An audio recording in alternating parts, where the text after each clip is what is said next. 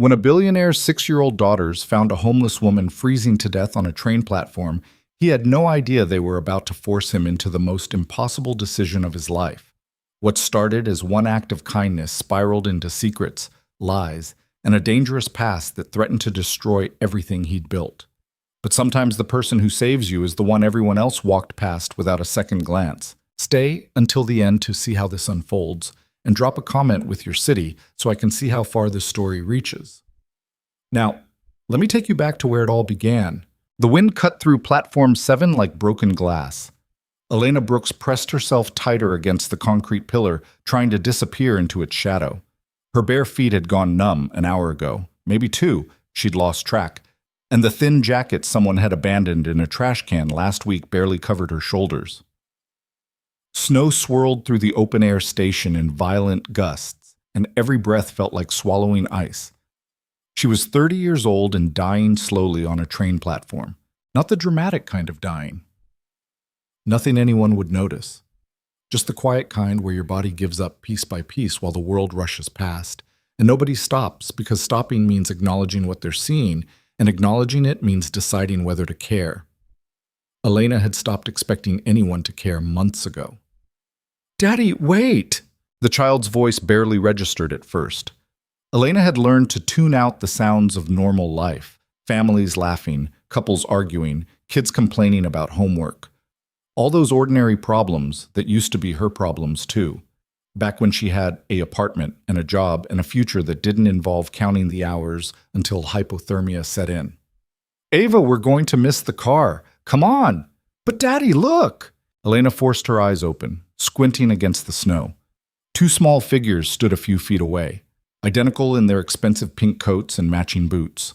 Twins. Maybe 6 years old, both staring directly at her with the kind of unfiltered curiosity that adults train themselves to suppress. "Girls, I said..." The man's voice stopped mid-sentence. Elena wanted to close her eyes again, to pretend she didn't exist until they left. She'd gotten good at that. But something about the way the girls were looking at her, not with pity or disgust, just honest concern, kept her frozen in place. The man stepped closer. Tall. Dark coat that probably cost more than Elena's last 3 months of rent combined. She could smell his cologne even through the snow, something woody and expensive that reminded her of the life she used to have, back when she wore nice clothes and worried about things like whether her students would like the lesson plan she'd stayed up late creating. "I apologize," he said quietly. "We didn't mean to disturb you." His voice was careful, polite, the kind of polite that came from good upbringing, not genuine warmth. Elena had heard that tone before. From the shelter volunteers who handed out meals with surgical gloves on, from the police officers who moved her along from storefront doorways, from everyone who wanted credit for acknowledging her existence without actually having to deal with the reality of it. "It's fine," she managed. Her voice came out rough, barely recognizable. "I'm fine." "You're not fine," one of the twins said flatly. "You don't have shoes." "Chloe," the man said, a warning in his tone. "But she doesn't, Daddy. And it's snowing. Her feet are going to freeze off." The other twin, Ava apparently, nodded seriously. "Miss Rodriguez said frostbite makes your toes turn black and fall off. Is that true?" Elena almost laughed. Would have laughed if her chest didn't hurt so much. "I don't know. Haven't lost any yet." "Come on, girls." The man's hand moved to guide them away. "We need to go." "No." Chloe planted her feet, surprisingly stubborn for such a small person. "We can't just leave her here." "Sweetheart, it's complicated. You always say that when you don't want to explain something." The man's jaw tightened. Elena could see him struggling, could practically watch the internal debate happening behind his eyes. She'd seen it 100 times before. Good people wanting to help but not wanting to get involved, looking for the exit that let them feel okay about walking away. "Look," Elena said, saving him the trouble. "I appreciate the concern, but I'm really fine. You should get your kids somewhere warm." "See?" She said she's fine. But the man didn't sound convinced, and he didn't move. Ava tugged on his sleeve. "Daddy, she's shaking." "I know. Like, really shaking. Like when Chloe had that fever and we had to go to the hospital." "I know, baby." "So we should help her, right? That's what Mommy would have done." The change in the man's expression was instant and heartbreaking. His whole face seemed to collapse inward for just a second before he caught himself, rebuilding whatever walls kept him functional. Elena recognized that look too. Grief, the kind that ambushed you in random moments and left you struggling to remember how to breathe. Your mom, he cleared his throat. Your mom would have wanted to help everyone, but it's not that simple. Why not? Because, he ran a hand through his hair, snow collecting on his shoulders. Because I don't know this person. Because it's late. Because getting involved in strangers' lives is complicated and potentially dangerous and... She's not dangerous, Chloe interrupted. She's scared. Elena flinched. The observation was too accurate, too sharp. She looked away, focusing on the departure board overhead, the endless scroll of trains going to places she'd never see. Please, Daddy. Ava's voice had gone soft now, pleading. Just one meal. You always say we should help people when we can. You give money to charity all the time. That's different. How? It just is. But enough. The word came out sharper than he probably intended. Both girls fell silent, and Elena watched something crumble in their expressions. Not quite crying, but close. The look kids got when they realized their parents weren't the heroes they thought they were. The man noticed too. His shoulders sagged. I'm sorry, Elena said quietly. You should go. I didn't mean to cause problems. He looked at her then, really looked at her, and Elena had to fight the urge to turn away. She knew what he was seeing. The dirt under her fingernails, the bruises on her feet, the way her hands shook from more than just cold, the visible evidence of exactly how far someone could fall when the safety nets failed. When did you last eat? He asked. I don't need... When? Elena's throat closed up. She tried to remember. Yesterday? The day before? The shelter had run out of dinner portions, and the soup kitchen near the library didn't open on Wednesdays, and someone had stolen her backpack with the granola bars she'd been rationing. A while, she admitted. The man pulled out his phone, typed something quickly. There's a car coming. It'll be here in 3 minutes. What? No, I can't. One meal, he said firmly. One warm meal, shower if you want it, and a safe place to sleep for the night. Tomorrow morning, I'll have my driver take you anywhere in the city you want to go. No strings, no expectations. Elena stared at him. Why? Because my daughters are right. He glanced down at the twins who were watching with barely contained hope. And because I'm tired of explaining to them why we can't help people when we obviously can. I don't want charity. Good. I'm not offering charity. I'm offering basic human decency, which shouldn't be rare but apparently is. He checked his phone again. 2 minutes. You can refuse and stay here and I'll respect that choice. But I'm asking you to accept. The twins looked up at her with identical expressions of desperate optimism. Elena had survived the last 4 months by trusting no one, by keeping her head down and her expectations lower, by understanding that people who offered help usually wanted something in return, and whatever they wanted was never worth the price. But she was so cold, so hungry, so tired of fighting just to make it through another night. Just tonight, she heard herself say. Just one night. Chloe grabbed her sister's hand, grinning. Ava looked like she might cry from relief. The man just nodded. Okay. A black SUV pulled up to the curb, sleek and expensive and completely out of place in Elena's world. The driver stepped out, took one look at her, and kept his expression perfectly neutral, professional, paid to not react. Mr. Bennett, he said with a slight nod. Bennett. So that was the man's name. Thank you, Marcus. Nathan Bennett opened the back door, ushering his daughters inside. They scrambled in, making room on the heated leather seats. Elena stood frozen on the platform. This was insane. Getting into a stranger's car, going to his house, every survival instinct she'd developed screamed that this was how horror stories started. But she was already living a horror story. At least this one came with heated seats. She climbed in. The door closed behind her, sealing out the wind and snow and the platform that had been her bedroom for the past week. The sudden warmth made her skin prickle painfully as circulation tried to return to her frozen limbs. Chloe pressed something into her hands, a scarf, soft and clean and still warm from being wrapped around the girl's neck. Here, she whispered, you need it more than me. Elena's eyes burned. She wrapped the scarf around her shoulders and tried very hard not to fall apart in front of these children who'd somehow convinced their father to rescue a stranger. The drive took 40 minutes, leaving the city behind for increasingly expensive suburbs. Elena watched through the window as the houses grew larger and farther apart, protected by gates and walls and the kind of security that money bought. This was a different world from the shelters and soup kitchens and train stations that had become her reality. Nathan Bennett sat in the front passenger seat, occasionally glancing back at his daughters, who had fallen into whispered conversation. Making plans, probably. Plotting whatever 6-year-olds plotted when they'd successfully staged an intervention in their father's life. Elena studied the back of his head, trying to figure out what kind of man he was. Rich, obviously. Powerful, probably. You didn't get this wealthy without knowing how to command a room, but there was something else there, too. Something in the way he'd looked when Ava mentioned their mother. A crack in the armor. Proof that money didn't actually solve everything, no matter what people believed. The car turned through iron gates into what Elena could only describe as an estate. Not a house. An estate. The kind of place that had a name. 3 stories of stone and windows, lit up against the night sky like something from a movie. "Holy shit," she breathed, then immediately clapped a hand over her mouth. "Sorry, I didn't mean the girls. We've heard worse," Ava said matter-of-factly. "Daddy said the F word when he dropped his laptop in the pool." Ava: "You did, and then you said it again when you realized it wasn't backed up." Nathan sighed. "Can we not?" The car stopped in front of the main entrance.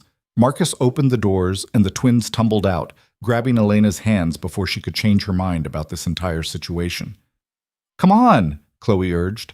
"Mrs. Chen probably made dinner already. She always makes extra." Elena let herself be pulled toward the entrance, acutely aware of how she must look against the backdrop of this place. Homeless, dirty, completely out of her depth. The front door opened before they reached it. An older Asian woman appeared, took one look at Elena, and her expression shifted through surprise, concern, and finally settled on something that looked almost like approval. "Mr. Bennett," she said carefully, "I wasn't aware we were expecting a guest." "Last-minute decision, Mrs. Chen. This is—" He paused, and Elena realized he'd never actually asked her name. "Elena," she supplied quietly. "Elena Brooks. Miss Brooks will be staying in the guest house tonight. She'll need a shower, clean clothes, and dinner. Can you arrange that?" If Mrs. Chen had opinions about homeless strangers appearing at dinner time, she kept them to herself. "Of course. Girls, why don't you show Miss Brooks to the guest cottage while I prepare a room?" "Can we eat together?" Chloe asked. "All of us?" Nathan hesitated. Elena could see him trying to find a polite way to refuse, to maintain whatever boundaries he thought this situation needed. "Please, Daddy, we never eat together anymore." Another crack in the armor. Nathan's resistance crumbled visibly. "Fine. 30 minutes. That gives Ms. Brooks time to clean up and gives me time to make some calls." He disappeared into the house before anyone could argue. Mrs. Chen gave Elena a look that was hard to read. Not quite sympathy, not quite suspicion. Something in between. "This way," she said gently. "The guest cottage is around back." The twins led the way through grounds that seemed to go on forever. Gardens, even in winter. A swimming pool covered for the season. What looked like a tennis court in the distance. Elena had never felt more out of place in her life. The guest cottage turned out to be larger than the apartment she'd lost. 2 bedrooms, a full kitchen, bathroom with a shower that probably cost more than she used to make in a month. Everything clean and modern and completely untouched. "No one stayed here in over a year," Mrs. Chen said, reading Elena's expression. "Not since—" She stopped herself. "I'll bring clothes and toiletries. Take your time."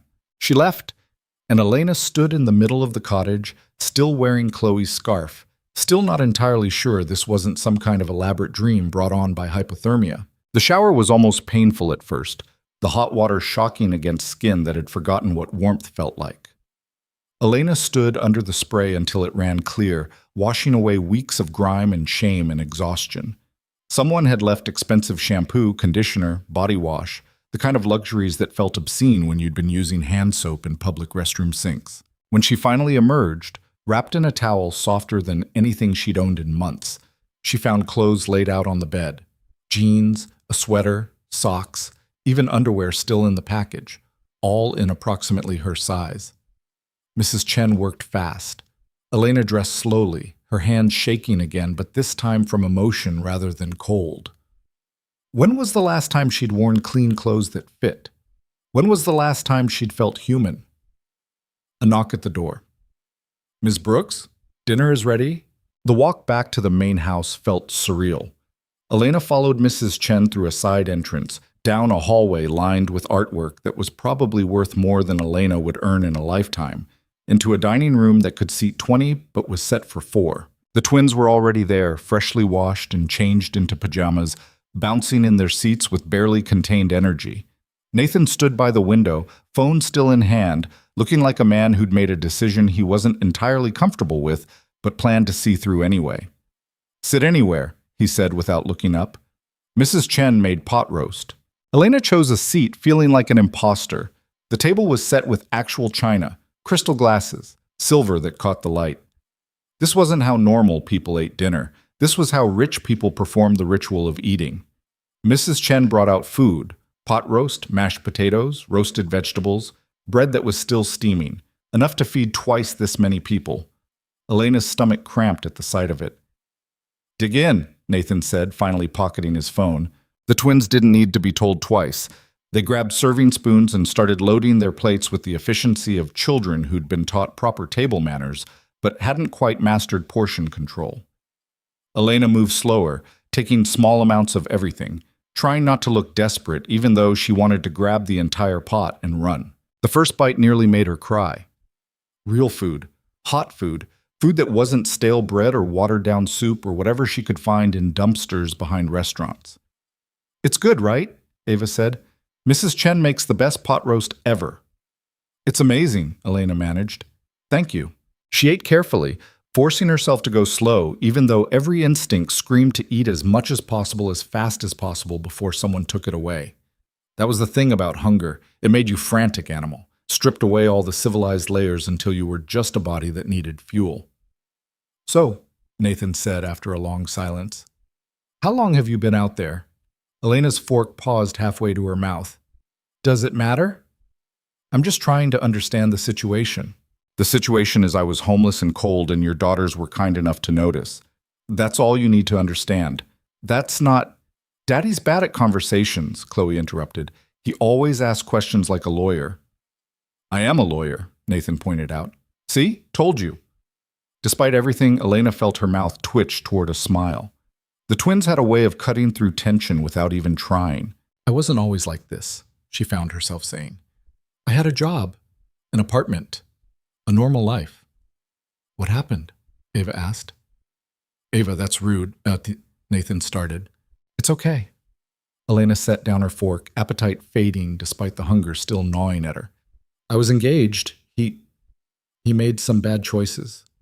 Really bad choices. Gambling first, then worse things to try to cover the gambling debts.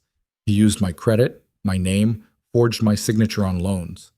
By the time I figured out what was happening, I was buried in debt I didn't create, and he was gone." "Gone?" Chloe's eyes were wide. "Just disappeared one day. Left me with everything, the debts, the angry collectors, the police questions. I tried to fix it. Hired a lawyer, filed reports, did everything right. But proving you're a victim of financial fraud takes time, and meanwhile the bills keep coming. Lost my apartment, lost my job when the school found out about the police investigation. They said it was a budget cut, but we all knew. Lost everything." The room had gone quiet. Even the twins had stopped eating, staring at her with something that looked like understanding far beyond their years. "That's not fair," Ava said finally. "No," Elena agreed. "It's not." Nathan was watching her with an expression she couldn't read. "You filed a police report?" "For all the good it did. Victor was smart, covered his tracks well, and I looked like either an accomplice or an idiot, depending on who you asked." "Victor Hale?" Elena's head snapped up. "How do you—" "I know the name. His father used to run in certain business circles before the SEC came calling. Apple didn't fall far from that tree, apparently." Nathan's jaw tightened. "You're not an idiot. And you're not an accomplice. You're a victim of someone who knew exactly how to exploit trust." Something in Elena's chest cracked at the matter-of-fact way he said it. No judgment, no doubt, just certainty. Well, she said quietly, victim or not, I still ended up on that platform. But now you're here, Chloe pointed out. So it's better. For tonight, anyway. Why just tonight? Ava frowned. You could stay longer. Ava, Nathan warned, but we have the whole guest house, and it's just sitting there empty. And Elena's nice. You've known her for 2 hours. So? We knew Mrs. Chen was nice in 2 hours, and she's been here forever. That's different. How? Nathan looked like he was seriously reconsidering this entire evening. It just is. You always say that when you don't have a good answer. I'm starting to regret teaching you critical thinking skills. Elena watched the exchange with something like wonder. When was the last time she'd seen a family that actually talked to each other? That argued and teased and functioned like people who genuinely cared? Her own family had fallen apart years ago, scattered across the country, connected only by obligatory holiday phone calls that grew shorter every year. What did you teach? Nathan asked, clearly trying to redirect the conversation. Before. Middle school art mostly, some high school classes when they needed coverage. Did you like it? I loved it. The words came out more intensely than she intended. I loved seeing kids who thought they couldn't draw suddenly figure out perspective. Loved the quiet ones who came alive when you gave them charcoal and paper. Loved all of it. Why art? Elena shrugged. Because everyone told me it was impractical. Because my parents wanted me to be an accountant or a nurse or something useful. Because making something beautiful from nothing felt like magic, and I wanted to share that magic. That's cool, Chloe said. We do art in school, but our teacher mostly just gives us worksheets to color. That's not art, Elena said automatically. That's just following directions. That's what I said, Chloe looked triumphant. But Miss Anderson says I have attitude problems. Shocking, Nathan muttered. They finished dinner in more comfortable silence. The twins asked Elena questions about the kinds of art she'd taught, and Elena found herself relaxing despite everything, talking about techniques and projects and the kid who'd accidentally glued his hand to a sculpture and panicked until she'd calmly explained how to use warm water to dissolve the bond. Mrs. Chen cleared the plates and brought out dessert, chocolate cake that made the twins cheer and made Elena's heart hurt, because this was normal for them, this abundance, while she'd been eating food bank donations and calling it lucky. Can Elena put us to bed? Ava asked as they finished. You always just say goodnight from the door. Nathan flinched. That's not... I don't just... You kind of do, Daddy. He looked at Elena, something complicated in his expression. You don't have to. I don't mind, Elena said, surprising herself. If it's okay. Please. Both twins turned identical pleading eyes on their father. Fine. But after that, straight to sleep, no negotiating. We never negotiate, Chloe said innocently. You're negotiating right now. The twins' bedroom turned out to be 2 separate rooms connected by a shared bathroom, each decorated in explosions of pink and purple that somehow worked. Stuffed animals covered every surface, art supplies spilled out of bins, books stacked on shelves and nightstands in the floor. Sorry it's messy, Ava said, though she didn't sound particularly sorry. Mrs. Chen says we're tornado. Tornadoes, Elena corrected automatically. Plural. That's what I said. Elena helped them brush their teeth, break up an argument over which toothpaste flavor was superior, and navigate the complex bedtime routine that apparently involved specific stuffed animals arranged in specific orders. Our mom used to read to us, Chloe said as Elena tucked her in. Every night, different voices for all the characters. Your dad doesn't read to you? He tried for a while, but then he started working more and it made him sad, and now he just says goodnight from the hallway. Elena's heart twisted. I'm sure he's doing his best. Probably, but his best got kind of worse after Mommy died. There wasn't really a good response to that. Elena smoothed Chloe's hair back, the gesture automatic, maternal in a way she hadn't expected. You're nice, Chloe said sleepily. I hope you stay. Just tonight, remember? We'll see. And then, with the confidence of children who believed they could change the world through sheer force of will, were very persuasive. Elena kissed her forehead without thinking about it, then froze, worried she'd overstepped. But Chloe just smiled and closed her eyes. Ava was already asleep when Elena checked on her, curled around a stuffed rabbit that had clearly seen better days. Elena pulled the blanket up, turned off the light, and stood in the doorway for a moment, watching these two little girls who'd somehow decided she was worth saving. Nathan was waiting in the hallway when she emerged. He looked different in the dim light.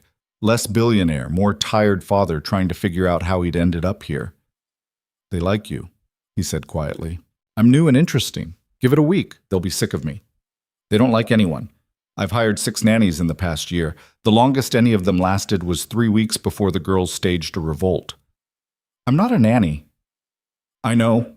He ran a hand through his hair, a gesture that seemed habitual when he was uncomfortable.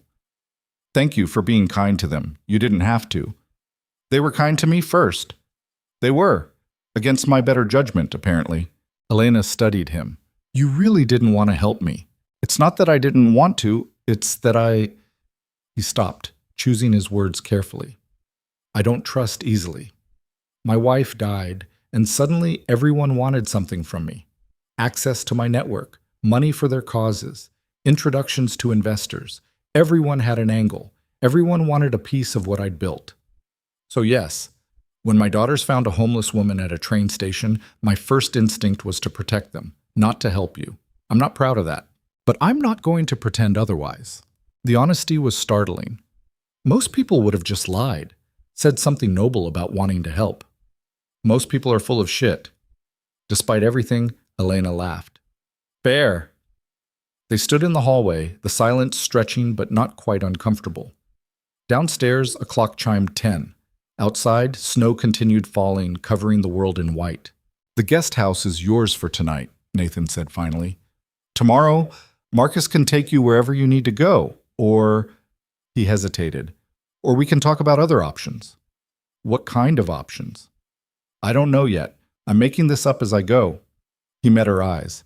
"But my daughters are right about one thing. I have resources I'm not using, space that's sitting empty, money that's just accumulating. If there's a way to help that doesn't feel like charity, maybe we can figure it out." Elena wanted to refuse, wanted to protect herself from the inevitable disappointment when this turned out to be temporary, conditional, just another thing that would fall apart. But she was so tired of protecting herself, so tired of survival being the only goal. "Okay," she heard herself say. "Tomorrow. We can talk tomorrow." Nathan nodded. "Get some rest, Elena. You're safe here." The words shouldn't have meant as much as they did. But as Elena walked back to the guest cottage through snow that sparkled under landscape lights, she realized she believed him. For the first time in months, she believed she might actually be safe. The cottage was warm when she entered, Mrs. Chen having apparently turned on the heat while they were at dinner. Elena locked the door out of habit, then stood in the middle of the living room, trying to process the fact that this was real. She had a bed tonight, a real bed, with clean sheets and a door that locked and heat that worked. She had eaten dinner, real food, with people who'd talked to her like she was human, not invisible. She had showered, washed away the grime and the shame and the endless cold. Tomorrow, everything might fall apart. Tomorrow, Nathan might change his mind, or the twins might lose interest, or reality might reassert itself in all its cruel practicality. But tonight, she was safe. Elena pulled Chloe's scarf from where she'd draped it over a chair, held it against her face, and finally let herself cry. Not sad tears, not exactly happy tears, just release, the kind of crying that came when you stopped running long enough to feel everything you'd been holding back. She cried until she was empty, until the shaking stopped, until exhaustion took over. Then she climbed into the softest bed she'd touched in months, pulled the covers up to her chin, and slept without dreaming for the first time since Victor had disappeared and taken her entire life with him. Outside, the snow kept falling. Inside the main house, Nathan stood at his bedroom window, looking out at the guest cottage and wondering what the hell he'd just gotten himself into. His phone buzzed, a text from his assistant. "Saw the security footage. Want me to run a background check?" Nathan stared at the message. The smart thing would be to say yes. To protect his daughters, his home, his carefully controlled life. To make sure Elena Brooks was exactly who she claimed to be before letting her anywhere near his family. But he'd spent 2 years being smart, 2 years being careful. 2 years building walls and vetting everyone and trusting no one. And his daughters had become hollow versions of themselves in the process. He deleted the message without responding. Tomorrow would bring complications. Tomorrow would require decisions and plans and all the careful thinking he'd built his fortune on. But tonight, 2 little girls were sleeping peacefully for the first time in months. And that, Nathan decided, was enough. Elena woke to sunlight streaming through unfamiliar windows and the disorienting sensation of not knowing where she was. For a terrible moment, panic seized her. Had someone moved her while she slept? Had she passed out somewhere dangerous? Then memory returned. The platform, the twins, Nathan Bennett and his enormous house, and the guest cottage that was nicer than anywhere she'd lived even before everything fell apart. She sat up slowly, her body aching in ways that had nothing to do with the comfortable mattress. Months of sleeping on concrete and park benches had left her muscles permanently tense, her back a constant knot of pain. One night in a real bed wasn't going to fix that. Her phone, the cheap prepaid one she'd managed to keep charged at library outlets, said it was almost 9. She'd slept for nearly 10 hours. When was the last time that had happened? Someone had left a note under the door. Elena picked it up, recognizing Mrs. Chen's precise handwriting. Breakfast in the main house kitchen whenever you're ready. Take your time. The girls are at school until 3:30. School. Right. Normal children went to school on weekday mornings. Elena had lost track of what day it was weeks ago. Tuesday? Wednesday? They all blended together when your only schedule was figuring out which shelter had open beds and which soup kitchen served on which days. She showered again, unable to resist the luxury of hot water that didn't run out after 3 minutes. Found the same clothes from last night clean and folded on the bathroom counter. Mrs. Chen must have come by while Elena was sleeping. The efficiency was unsettling. Elena wasn't used to people taking care of her. The walk to the main house felt different in daylight. Less magical, more real. She could see the scope of the property now. The manicured gardens, the fountain that wasn't running because of winter, the 3-car garage with doors closed against the cold. This wasn't just wealth.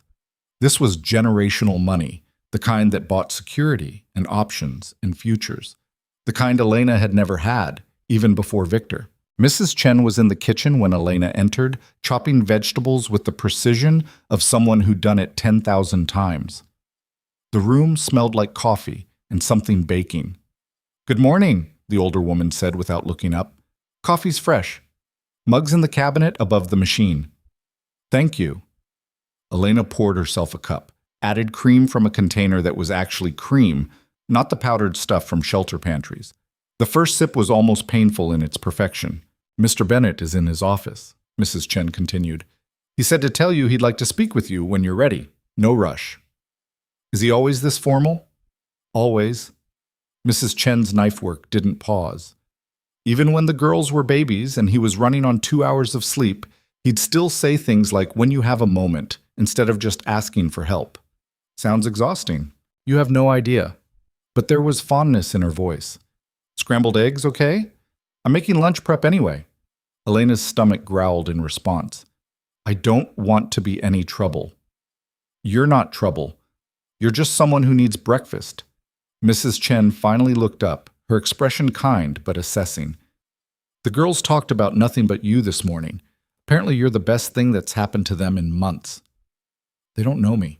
"They know you stopped and talked to them instead of treating them like accessories. You'd be surprised how rare that is in their world." Elena thought about that while Mrs. Chen cooked. The twins had everything money could buy, but they were still lonely. Still looking for someone who saw them as people instead of the billionaire's daughters. Still missing their mother. The eggs were perfect. Elena ate slowly, savoring every bite, while Mrs. Chen worked around her in comfortable silence. It reminded Elena of her grandmother's kitchen, back when she was small and the world felt safe. Before college debt and bad relationships and the long slide into survival mode. "He's a good man," Mrs. Chen said suddenly. "Mr. Bennett, in case you're wondering." "I wasn't..." Everyone wonders. Rich man, young widow, brings home a stranger. The assumptions write themselves. She scraped vegetables into a container. "But he really is trying to do the right thing. He's just not sure what that is anymore." Elena set down her fork. "His wife. What happened?" Car accident. Black ice on the highway, 2 days after New Year's. She was coming home from her sister's place upstate. Mrs. Chen's hands stilled. Died on impact. The girls were here with Nathan. They didn't even get to say goodbye. The words settled heavy in the kitchen. Elena had lost things, her career, her home, her dignity, piece by piece. But she'd never lost someone she loved without warning, never had to explain to children why their mother wasn't coming home. That's terrible. It broke something in him, in all of them. Mrs. Chen resumed her work, but slower now. The girls stopped talking for almost a month, just completely silent. Nathan threw himself into work, 16-hour days, anything to avoid being in this house. I stayed because someone had to, and because I loved Sarah. She was the kind of person who remembered your birthday and asked about your grandkids and made you feel like family, even though you were staff. You miss her, every day. This house used to be loud. Music playing, the girls laughing, Sarah singing off-key while she cooked even though I told her I'd handle dinner. Now it's just, she gestured vaguely, quiet. Like everyone's afraid noise might break whatever's holding us together. Elena finished her eggs, guilt creeping in. I shouldn't be here. This is a family grieving. They don't need a stranger complicating things. Maybe they need exactly that. Mrs. Chen met her eyes. Someone with no history here, no expectations, no agenda. Everyone has an agenda. Do you? Elena considered lying, but Mrs. Chen's gaze was too direct. I want to survive. That's my agenda. Everything else is just details. Fair enough? Mrs. Chen handed her a glass of orange juice. Mr. Bennett's office is down the hall, second door on the left. Don't let him intimidate you. His bark is much worse than his bite.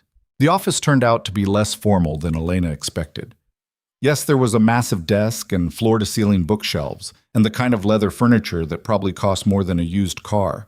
But there were also crayon drawings taped to the walls, a bin of toys in the corner, photos of the twins at various ages scattered among the law books. Nathan sat behind the desk, laptop open, phone pressed to his ear. He held up one finger in a wait gesture, and Elena hovered in the doorway, uncertain. I understand your concerns, he was saying, his voice clipped. But the answer is still no. We're not restructuring that division just to make the quarterly numbers look better. Because I don't particularly care what the board thinks. Tell them they're welcome to call me directly if they'd like to hear me say no in person. He hung up without saying goodbye, then rubbed his temples like fighting off a headache. Sorry about that. Corporate politics. He gestured to a chair. Please sit. Elena sat, feeling like she was at a job interview she hadn't prepared for. Did you sleep okay? Nathan asked. Better than I have in months, thank you. Good. He closed the laptop, giving her his full attention. I want to be direct with you if that's all right. I'd prefer it, actually.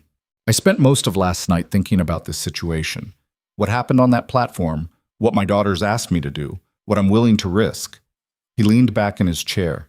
And I've come to the conclusion that I'm terrible at halfway measures. Elena's stomach tightened. Meaning? Meaning I can drop you at a shelter this morning with some cash and call it charity. Or I can actually try to help, which is complicated and potentially messy and definitely not something I'd normally do. And which option are you leaning toward? The complicated one, apparently, against every instinct I've developed in the last 2 years. He pulled out a folder, set it on the desk between them. I did some basic research this morning. Elena Brooks, former art teacher at Riverside Middle School, worked there for 6 years before resigning under pressure 8 months ago. No criminal record. Credit score destroyed by debts you didn't create. Multiple police reports filed against Victor Hale, none of which led to charges because he vanished before they could build a case. Elena's face burned. You investigated me. I have 2 daughters to protect. Yes, I investigated you. No apology in his voice. What I found was exactly what you told me. Someone who got buried by someone else's choices. And now you feel sorry for me? No. Now I have data instead of assumptions. He pushed the folder toward her. I also had my lawyer look into your situation. The debt, the fraud, all of it. With proper legal representation and about 6 months of work, most of this could be cleared. You'd still have damage to repair, but you wouldn't be drowning. Elena stared at the folder like it might bite her. Why would you do that? Because I can. Because my daughters are right that I have resources sitting unused. Because he hesitated, choosing words carefully. Because watching you with them last night reminded me that there are still good people in the world who've just had terrible luck. And maybe helping one of them isn't the worst thing I could do. You don't know I'm good people. You know what I told you and what's in that folder. That's not the same thing. True, but I'm willing to take the risk. Why? Nathan was quiet for a long moment. When Sarah died, everyone wanted to help. Meals appeared, cards piled up. People offered money, time, connections, everything except the one thing I actually needed. Which was? Someone to tell me it was okay that I was failing, that grief doesn't follow rules, that good parents can completely fall apart, and it doesn't mean they're broken forever. He looked away, jaw tight. Instead, everyone told me how strong I was, how well I was handling it, how Sarah would be proud, and I wanted to scream at all of them that I wasn't handling it, I was drowning, and pretending otherwise was killing me. The honesty was startling. Elena hadn't expected this, a billionaire admitting weakness, acknowledging failure. Your daughters aren't drowning anymore, she said quietly. I saw them last night. They're sad, but they're not hollow. They were hollow 3 months ago, completely empty, and I didn't notice because I was too busy hiding in conference rooms and convincing myself that providing financially was the same as being present. He met her eyes again. You gave them something last night. Attention, kindness, the sense that someone actually saw them. I can't pay you for that, but I can offer you a way forward if you want it. What kind of offer? Live in the guest house, help with the girls, not as a nanny, but as someone who's there. Meals, homework, the daily chaos of 6-year-olds. In exchange, you get stability while my lawyer works on your legal situation. And once that's cleared, we'll help you get back on your feet. Job placement, references, whatever you need. It was too much, too generous, too good to be real. There's a catch, Elena said. There's always a catch.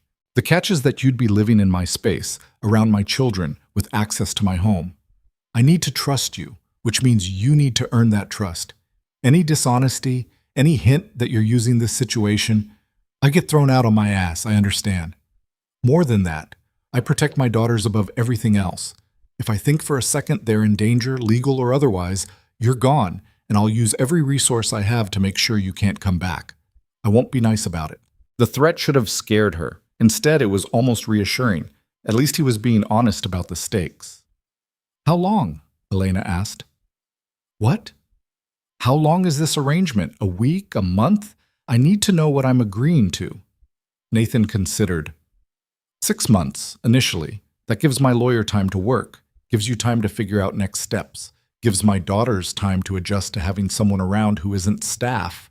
After that, we reassess. And if your daughters get attached and then I leave, you're okay with that? No, but they're already attached, and you've been here less than 24 hours. That ship has sailed. He almost smiled. Besides, they need to learn that people can leave and it doesn't mean they were never cared for. That's a lesson I've been avoiding teaching them. Elena thought about the guest cottage, the clean clothes, the hot shower, the possibility of not spending another night wondering if she'd freeze to death before morning. She thought about Victor's debts hanging over her head, making it impossible to rent an apartment, or get a decent job, or do anything except survive. She thought about Ava and Chloe, 2 little girls who'd looked at her like she mattered. Okay, she said. 6 months. But I'm not pretending to be their mother. I can't replace her. I'm not asking you to. Sarah was irreplaceable. Pain flickered across his face. I'm just asking you to be present, that's all. And if this doesn't work, if I'm terrible with kids, or you decide I'm not trustworthy, or then we end it, professionally. I'll still help with your legal situation and make sure you have somewhere safe to land. I'm not going to throw you back on the street because things didn't work out. You're either incredibly generous or incredibly naive. Neither. I'm just tired of being afraid of everything. He stood, extending his hand. Do we have a deal? Elena looked at his hand, thinking about all the ways this could go wrong. About how she'd trusted before and ended up homeless. About how good things didn't happen to people like her. But she was also tired. Tired of being afraid. Tired of survival being her only goal. She shook his hand. Deal. Good. Mrs. Chen will help you get settled. The girls get home at 3:30, and I'm sure they'll have opinions about all of this. He pulled out a credit card, set it on the desk. Household account. Use it for anything you need, clothes, personal items, whatever, within reason. Elena stared at the card like it might explode. You can't help with two 6-year-olds in one set of clothes. It's practical, not charity. There's a difference? To me, yes. He checked his watch. I have a meeting in 20 minutes. Mrs. Chen knows the house rules, the girls' schedule, everything you'll need to know. She'll get you oriented. Nathan, he paused at the door. Thank you. Really. Thank me in 6 months if this actually works. And then he was gone, leaving Elena alone in an office full of family photos and children's drawings, and the overwhelming sense that she'd just agreed to something that would change everything. Mrs. Chen found her there 10 minutes later, still holding the credit card like she wasn't sure it was real. He give you the speech? The older woman asked. Which speech? The one where he's very serious and businesslike and acts like this is a normal employer-employee arrangement instead of a terrified father trying to fix his broken family.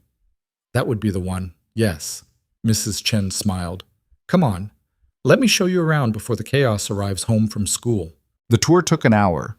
Mrs. Chen showed her how the security system worked, where the girls kept their school supplies, which cabinet held the snacks they were actually allowed to have versus the ones Nathan thought they didn't know about. She explained that Ava was allergic to tree nuts, and Chloe had nightmares about twice a week, and both of them would try to negotiate bedtime into oblivion if you let them.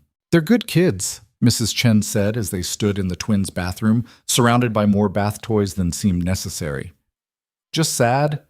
They don't talk about Sarah much anymore, but you can see it in the way they go quiet sometimes, like they're listening for someone who's not coming. I don't know how to help with that. Nobody does. But being there helps. Not running away helps. She fixed Elena with a steady look. Sarah was my friend. For 10 years she was my friend. So I need to know, are you running from something or towards something? Honestly, I don't know anymore. Fair answer. Mrs. Chen headed for the stairs. One more thing. Nathan pretends he's fine. He'll work until midnight, skip meals, act like everything's under control. Don't believe him. He's barely holding it together, and he won't admit it until something breaks. I'm not here to fix him. No, but you're here to help with his kids, and they need him functional. So if you notice him falling apart, tell me. I can't make him listen, but I can try. Elena followed her back downstairs, processing the unexpected weight of responsibility settling on her shoulders. She'd agreed to help with 2 children. Somehow that had expanded to monitoring their father's mental health and navigating the aftermath of a family tragedy she had no training for.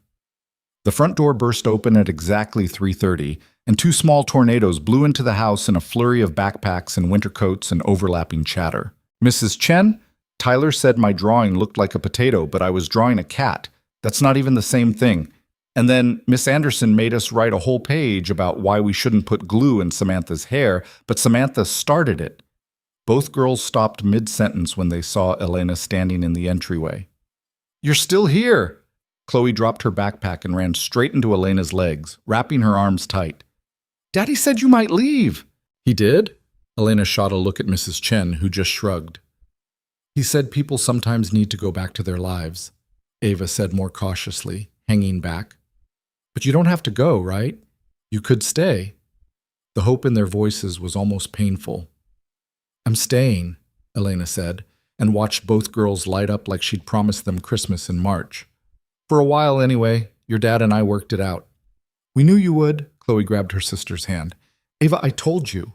You didn't know. You just hoped really loud. Same thing. They dragged Elena toward the kitchen, talking over each other about their day at school, their friends, their teacher who gave too much homework and didn't understand that second graders needed more recess time.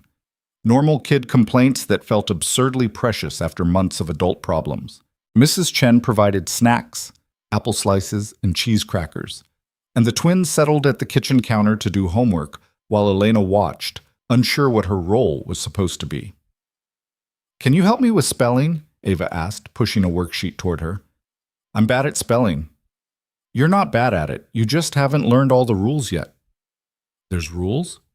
So many rules. Some of them don't even make sense. Elena pulled up a stool. Show me what you're stuck on. They worked through the assignment together, Elena falling into teacher mode without thinking about it. explaining why some letters made different sounds and different words, helping Ava sound out the tricky ones, celebrating when she got 3 in a row correct. Chloe finished her math worksheet and immediately demanded attention for her art project. We're supposed to draw our family, but I don't know what to draw. Elena looked at the blank paper. What do you want to draw? I don't know. That's the problem. Okay, who's in your family? Me and Ava and Daddy and Mrs. Chen, kind of, and she hesitated. Do I have to draw Mommy? The question hung in the air. Mrs. Chen had gone very still at the stove. Do you want to draw her? Elena asked carefully. I don't know. Miss Anderson said family is who lives with you, but Mommy doesn't live with us anymore. She's dead. The matter-of-fact way she said it was somehow worse than if she'd cried. Family is more than who lives with you, Elena said. Family is people who love you, even if they're not here anymore. So I can draw Mommy, even though she's gone? If you want to. Or you can draw just the people who are here now, or both. It's your picture. You get to decide what family means to you. Chloe thought about that, then picked up a crayon and started drawing. Elena watched her add stick figures to the paper. 2 small ones, 1 tall one, 1 medium one that might have been Mrs. Chen. Then she added another figure off to the side, separate from the others. A woman with long hair and a big smile. That's Mommy, Chloe said quietly. She's not with us, but she's still family. Is that okay? Elena's throat tightened. That's perfect. Ava leaned over to look. You made her pretty. She was pretty, remember? Not really. My brain keeps forgetting what she looked like. The girls looked at each other with identical expressions of sadness, so profound it hurt to witness. That's normal, Elena said, even though nothing about this was normal. Sometimes our brains do that. But you have pictures, right? You can look at those when you want to remember. Daddy put them all away, Ava said. He said they made him too sad. Elena made a mental note to talk to Nathan about that. Kids needed to remember. Hiding the evidence didn't make the grief disappear. Well, she said instead, tell me something you do remember. Anything. Ava scrunched up her face, thinking. She made really good pancakes, like really, really good, with chocolate chips.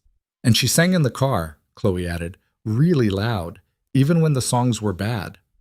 She let us jump on the bed sometimes when Daddy wasn't home.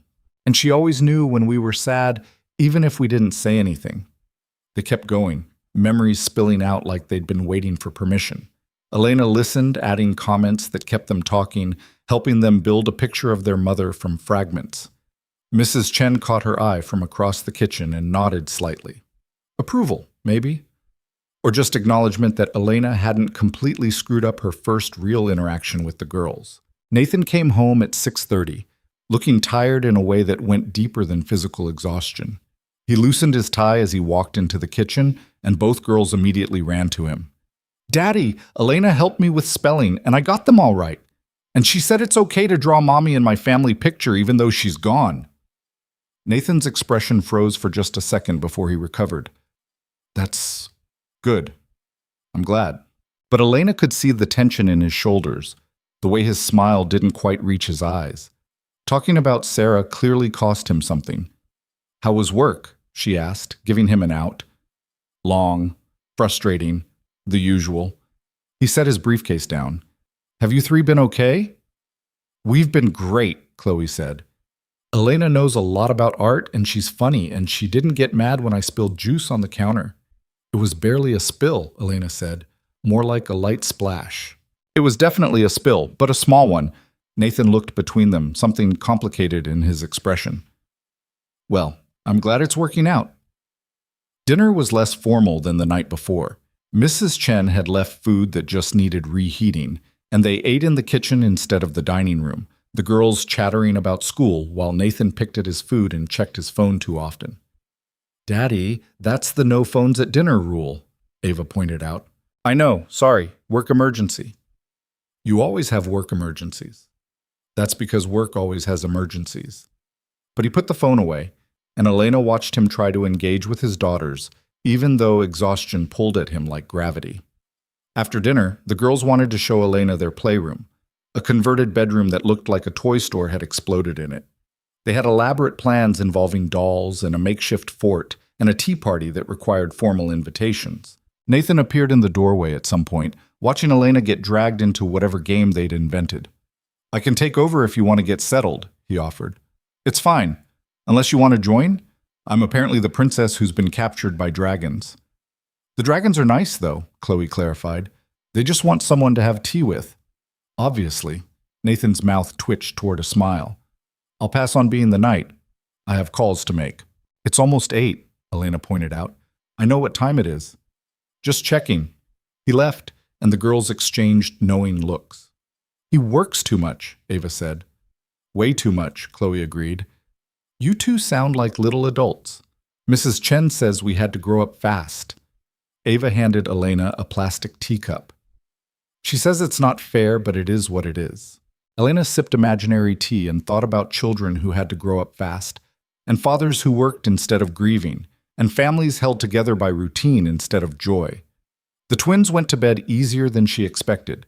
Baths, pajamas, toothbrushing accomplished with minimal negotiation. But when she tried to say goodnight and leave, Chloe grabbed her hand. "Can you stay? Just until we fall asleep?" Elena looked at their faces, at the hope and fear mixed there. "Yeah, I can stay." She sat on the floor between their beds, listening to their breathing slow and even out. Moonlight came through the windows, casting shadows that danced on the walls. She thought about how quiet the mansion was compared to the train station, how different her life had become in less than 48 hours.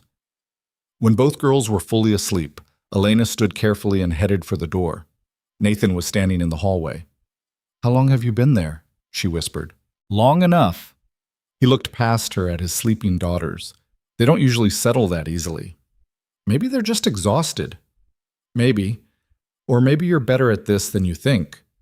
They walked downstairs together, the house settling around them in creaks and sighs.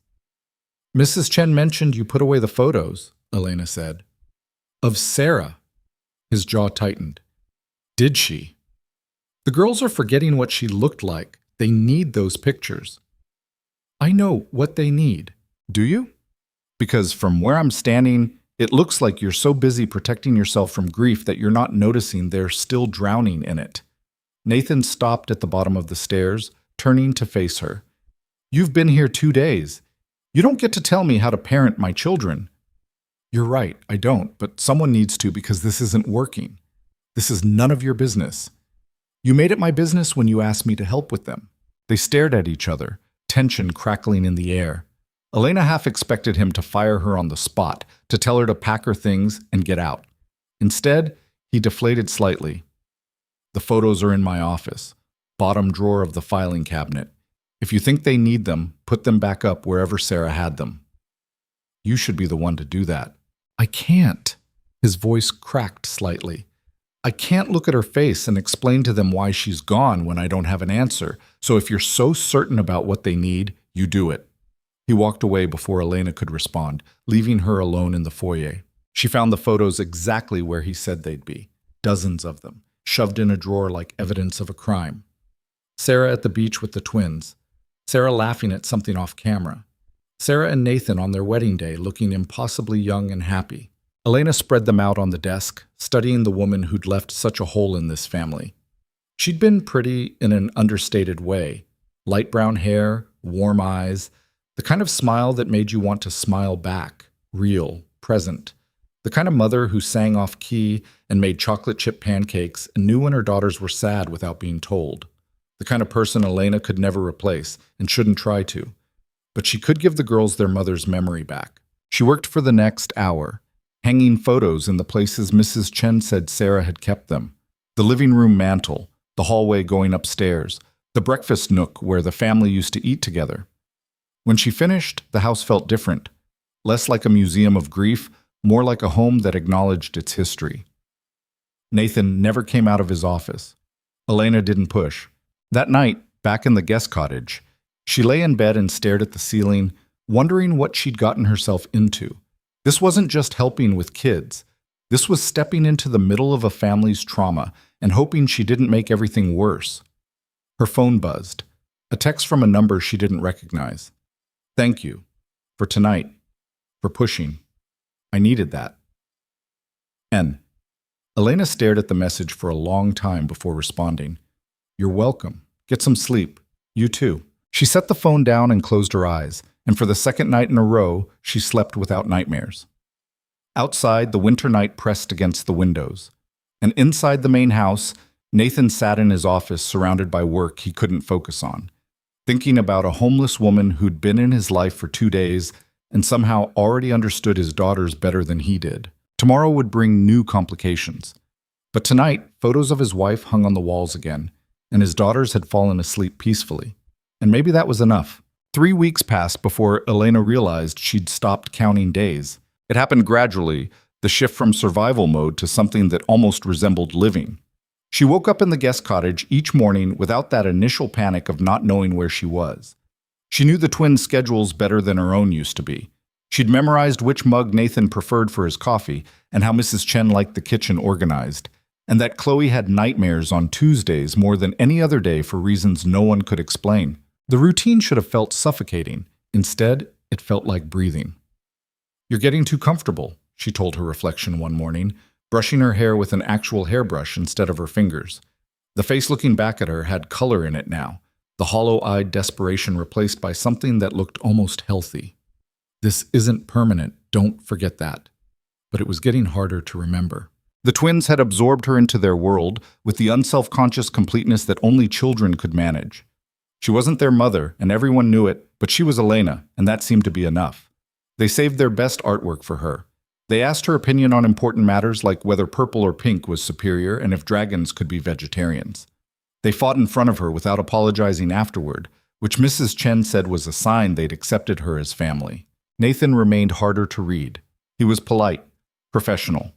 He asked about the girl's day and thanked Elena for her help, and transferred money to the household account without comment. But there was a distance there, a wall he'd built that she couldn't quite see over. They existed in the same space but rarely occupied it together, passing each other in hallways and doorways like ships navigating around each other in the dark. Until the Saturday morning, everything shifted. Elena was in the kitchen making pancakes, not as good as Sarah's apparently were, but the twins had stopped comparing after the first week, when Nathan appeared in running clothes, earbuds in, clearly planning to escape to the home gym before anyone could trap him in conversation. Daddy! Chloe spotted him before he could retreat. Elena's making pancakes, the chocolate chip kind. He paused, pulled out one earbud. That's great, sweetie. Save me some. Or you could eat with us, Elena said before she could stop herself. Crazy idea, I know. His jaw tightened.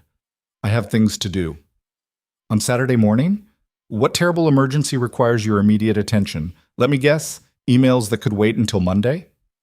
Elena, Daddy never eats with us anymore, Ava said matter-of-factly, settling at the counter. He's always busy. I'm not always... Nathan stopped, looking at his daughters. Really looking at them, maybe for the first time in days. Okay, fine. Pancakes. He said it like agreeing to minor surgery, but he sat down. Elena hid her smile and flipped another pancake onto the griddle. Mrs. Chen has Saturdays off, she said conversationally. So it's just us. Hope you're okay with slightly burned edges. Slightly? I'm an art teacher, not a chef. Manage your expectations. The pancakes were actually pretty good, even if she did say so herself. The twins drowned theirs in syrup and ate with the focused intensity of small people who took breakfast very seriously. Nathan ate more carefully, but Elena noticed he finished his entire plate. So, she said, refilling coffee cups, what do people actually do on weekends? I've kind of forgotten. We used to go to the park, Chloe said, but we stopped. Why'd you stop? Because Daddy's always working, Ava said, shooting her father a look that was far too pointed for a 6-year-old. Nathan set down his fork. I'm not always working. You worked last Saturday, and the Saturday before that, and the one before that. I had work emergencies. We know. Chloe rolled her eyes in a way that suggested she'd learned it from someone. You always have work emergencies. Elena watched Nathan struggle with the truth of that statement. She should probably stay out of it. This was between him and his daughters, but watching him try to justify abandoning his kids to conference calls was making her irrationally angry. The park sounds nice, she said. We should go. It's February, Nathan pointed out. It's freezing. They have coats. You have coats. I finally have a coat that doesn't have holes in it. We're covered. Elena, unless you actually do have a work emergency, like a real one, not just emails you're using to avoid being present. His eyes flashed. You're out of line. Probably. But someone needs to be. She stood, started clearing plates. The girls want to go to the park. You're their father. Either come with us or explain to them why work is more important. The silence that followed was sharp enough to cut. The twins watched their father with identical expressions of hope mixed with resignation, like they expected disappointment but couldn't quite stop wanting more. Nathan exhaled slowly. Give me 10 minutes to change. Both girls erupted in surprise celebration, and Elena caught the look on Nathan's face, guilt and relief, and something that might have been gratitude if he'd let himself feel it. 20 minutes later, they piled into Nathan's SUV. The twins argued about music choices while Elena sat in the passenger seat, wondering if she'd pushed too hard. Nathan drove in silence, his jaw still tight. I'm sorry, she said quietly, under the cover of the girls' chatter. That was out of line. It was. But I'm not wrong. No, you're not wrong. He kept his eyes on the road. I just don't know how to do this anymore. Be present. Be the dad they need. Everything feels like I'm faking it. So fake it. They're 6. They can't tell the difference between genuine and good enough. That's terrible advice. It's realistic advice. You don't have to be perfect. You just have to show up. He didn't respond, but his grip on the steering wheel loosened slightly.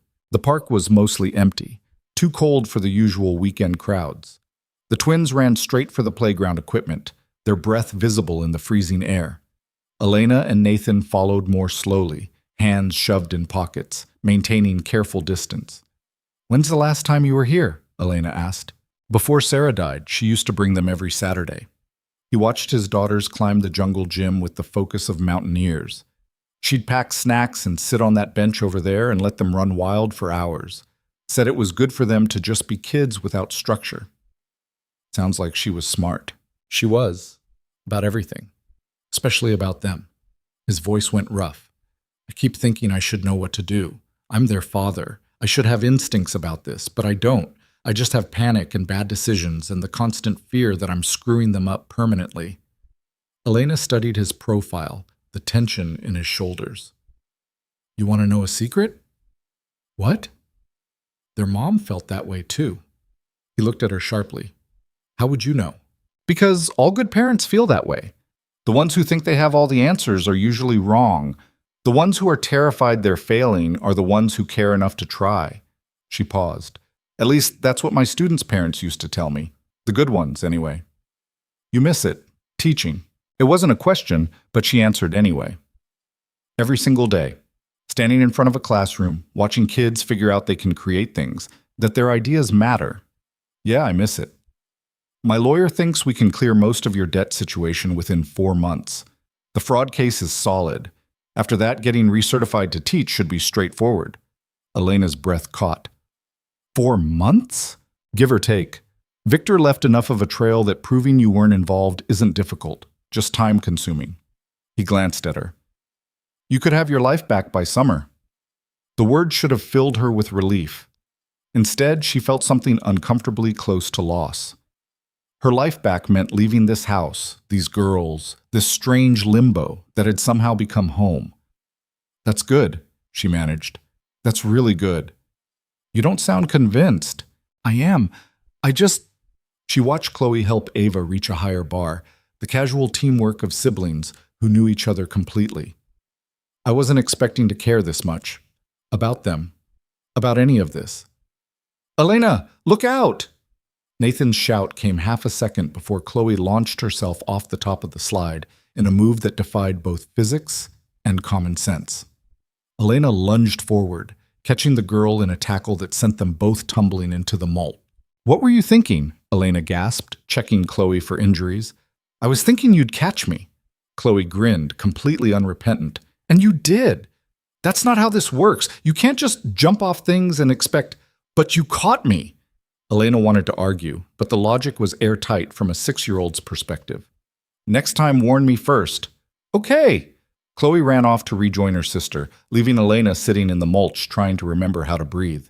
Nathan appeared above her, extending a hand. You okay? Terrified, but okay. She let him pull her up, brushing wood chips off her coat. Does she do that often? Jump off things without warning. It's basically her hobby. But he was almost smiling, the first real smile she'd seen from him in weeks. Sarah used to say Chloe was going to give us all heart attacks before she turned 10. Sarah was optimistic. I'm thinking 8. They sat on the bench, Sarah's bench apparently, and watched the girls play. Other families started arriving as the morning warmed up marginally. Kids bundled in winter gear, parents clutching travel mugs of coffee. Normal weekend scenes, the kind Elena used to take for granted before her life imploded. Can I ask you something? Nathan said after a while. Sure. Why'd you stay? That first morning you could have taken the money and left. Why didn't you? Elena considered lying, giving him an easy answer, but they'd gone past easy answers somewhere between the pancakes and the park. Because I was tired of running, tired of surviving day to day with no purpose except making it to tomorrow. She pulled her coat tighter. And because your daughters looked at me like I mattered. I haven't felt like I mattered in a long time. You matter to them, more than you probably realize. I know, that's what scares me. Why? Because in 4 months, I'm leaving, and they've already lost one person they cared about. I don't want to be the second. Nathan was quiet for a long moment. Maybe you won't have to be. What does that mean? I don't know yet. He stood, brushing off his jeans. But we have 4 months to figure it out. Come on. I think Ava's trying to convince her sister to eat mulch. She wouldn't. You've met Chloe, right? They intercepted the twins before any mulch consumption occurred, then spent another hour at the park. Nathan actually played with his daughters instead of just supervising, pushing them on swings and timing their races, and pretending to be a monster they had to escape from. Elena watched him transform from the exhausted businessman into something that looked almost like a father who knew what he was doing. On the drive home, both girls fell asleep in the back seat, exhausted from running around in the cold. Thank you, Nathan said quietly, for pushing. I needed that. You need it more often. They need it more often. I know, it's hard being here, doing normal things without her. It feels wrong. It feels wrong because you love her, but staying away from your kids won't bring her back. It just means they lose both parents instead of one. His knuckles went white on the steering wheel. You don't pull punches, do you? I spent 4 months homeless because I was too polite to tell people what I really thought. I'm done being polite. Noted. They carried the sleeping twins inside, and Elena helped Nathan get them upstairs and into their beds without waking them. Standing in the hallway afterward, listening to their quiet breathing, felt absurdly domestic. I have some work to catch up on, Nathan said, but he didn't sound convinced. It's Saturday afternoon. The work will still be there Monday. What else am I supposed to do? Elena thought about it. When's the last time you did something just because you wanted to, not because it was required? I don't remember. That's sad.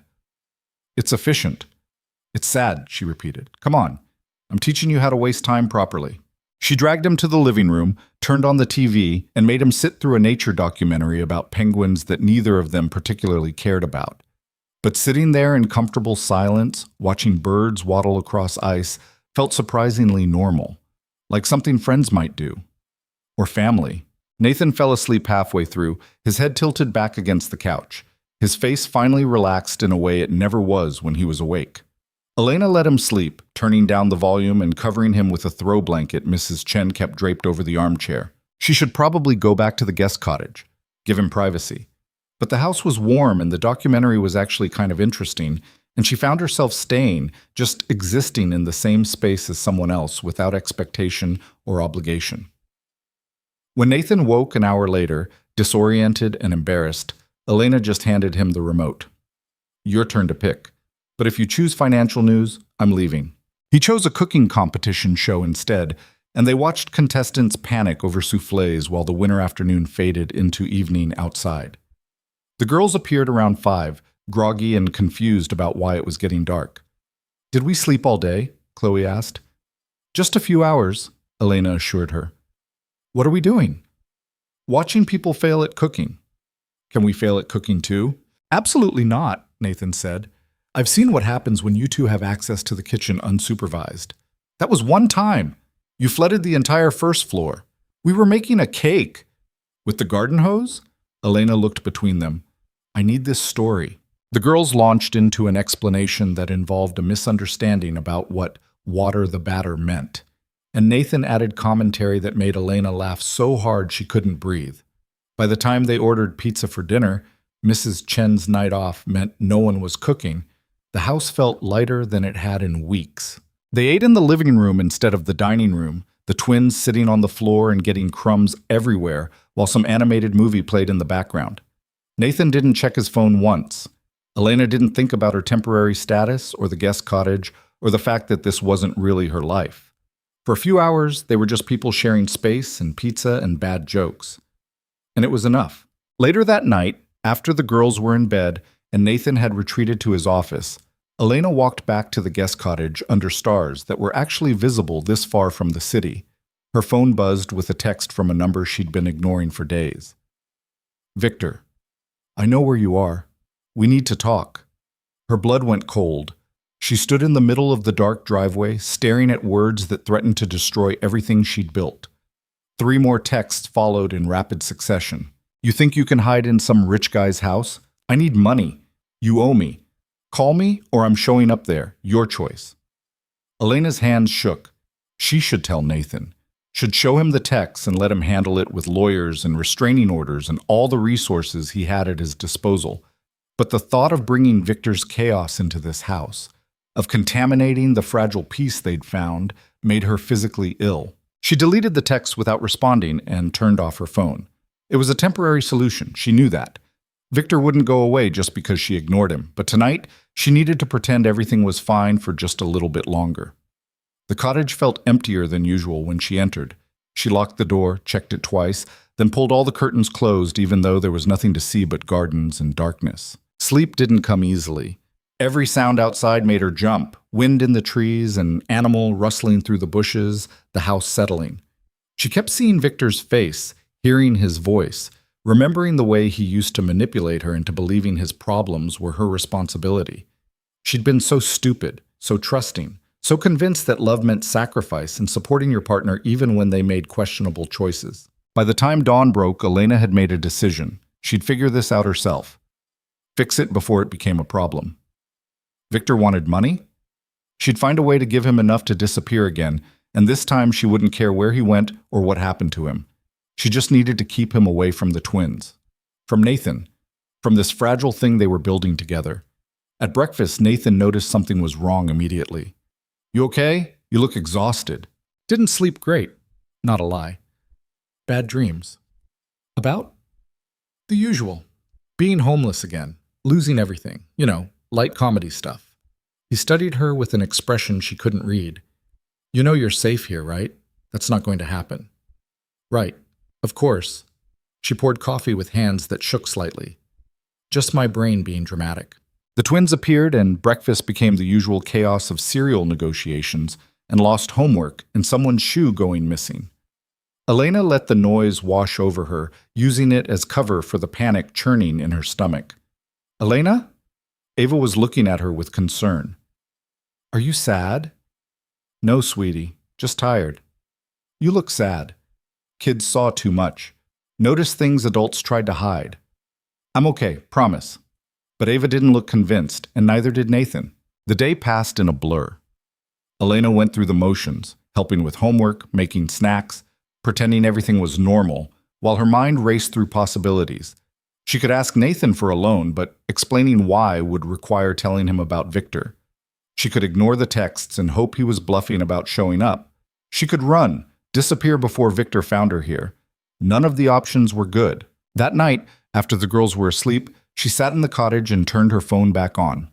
17 messages from Victor, each one more threatening than the last. You think I won't come there? I know the address, looked it up. Nice place, bet he'd love to know who you really are. Last chance. $10,000 and I disappear. Otherwise I'm coming tomorrow. Elena felt sick. $10,000 might as well be $1 million. She had nothing. The household credit card Nathan gave her was for expenses related to the girls, not paying off her criminal ex-boyfriend.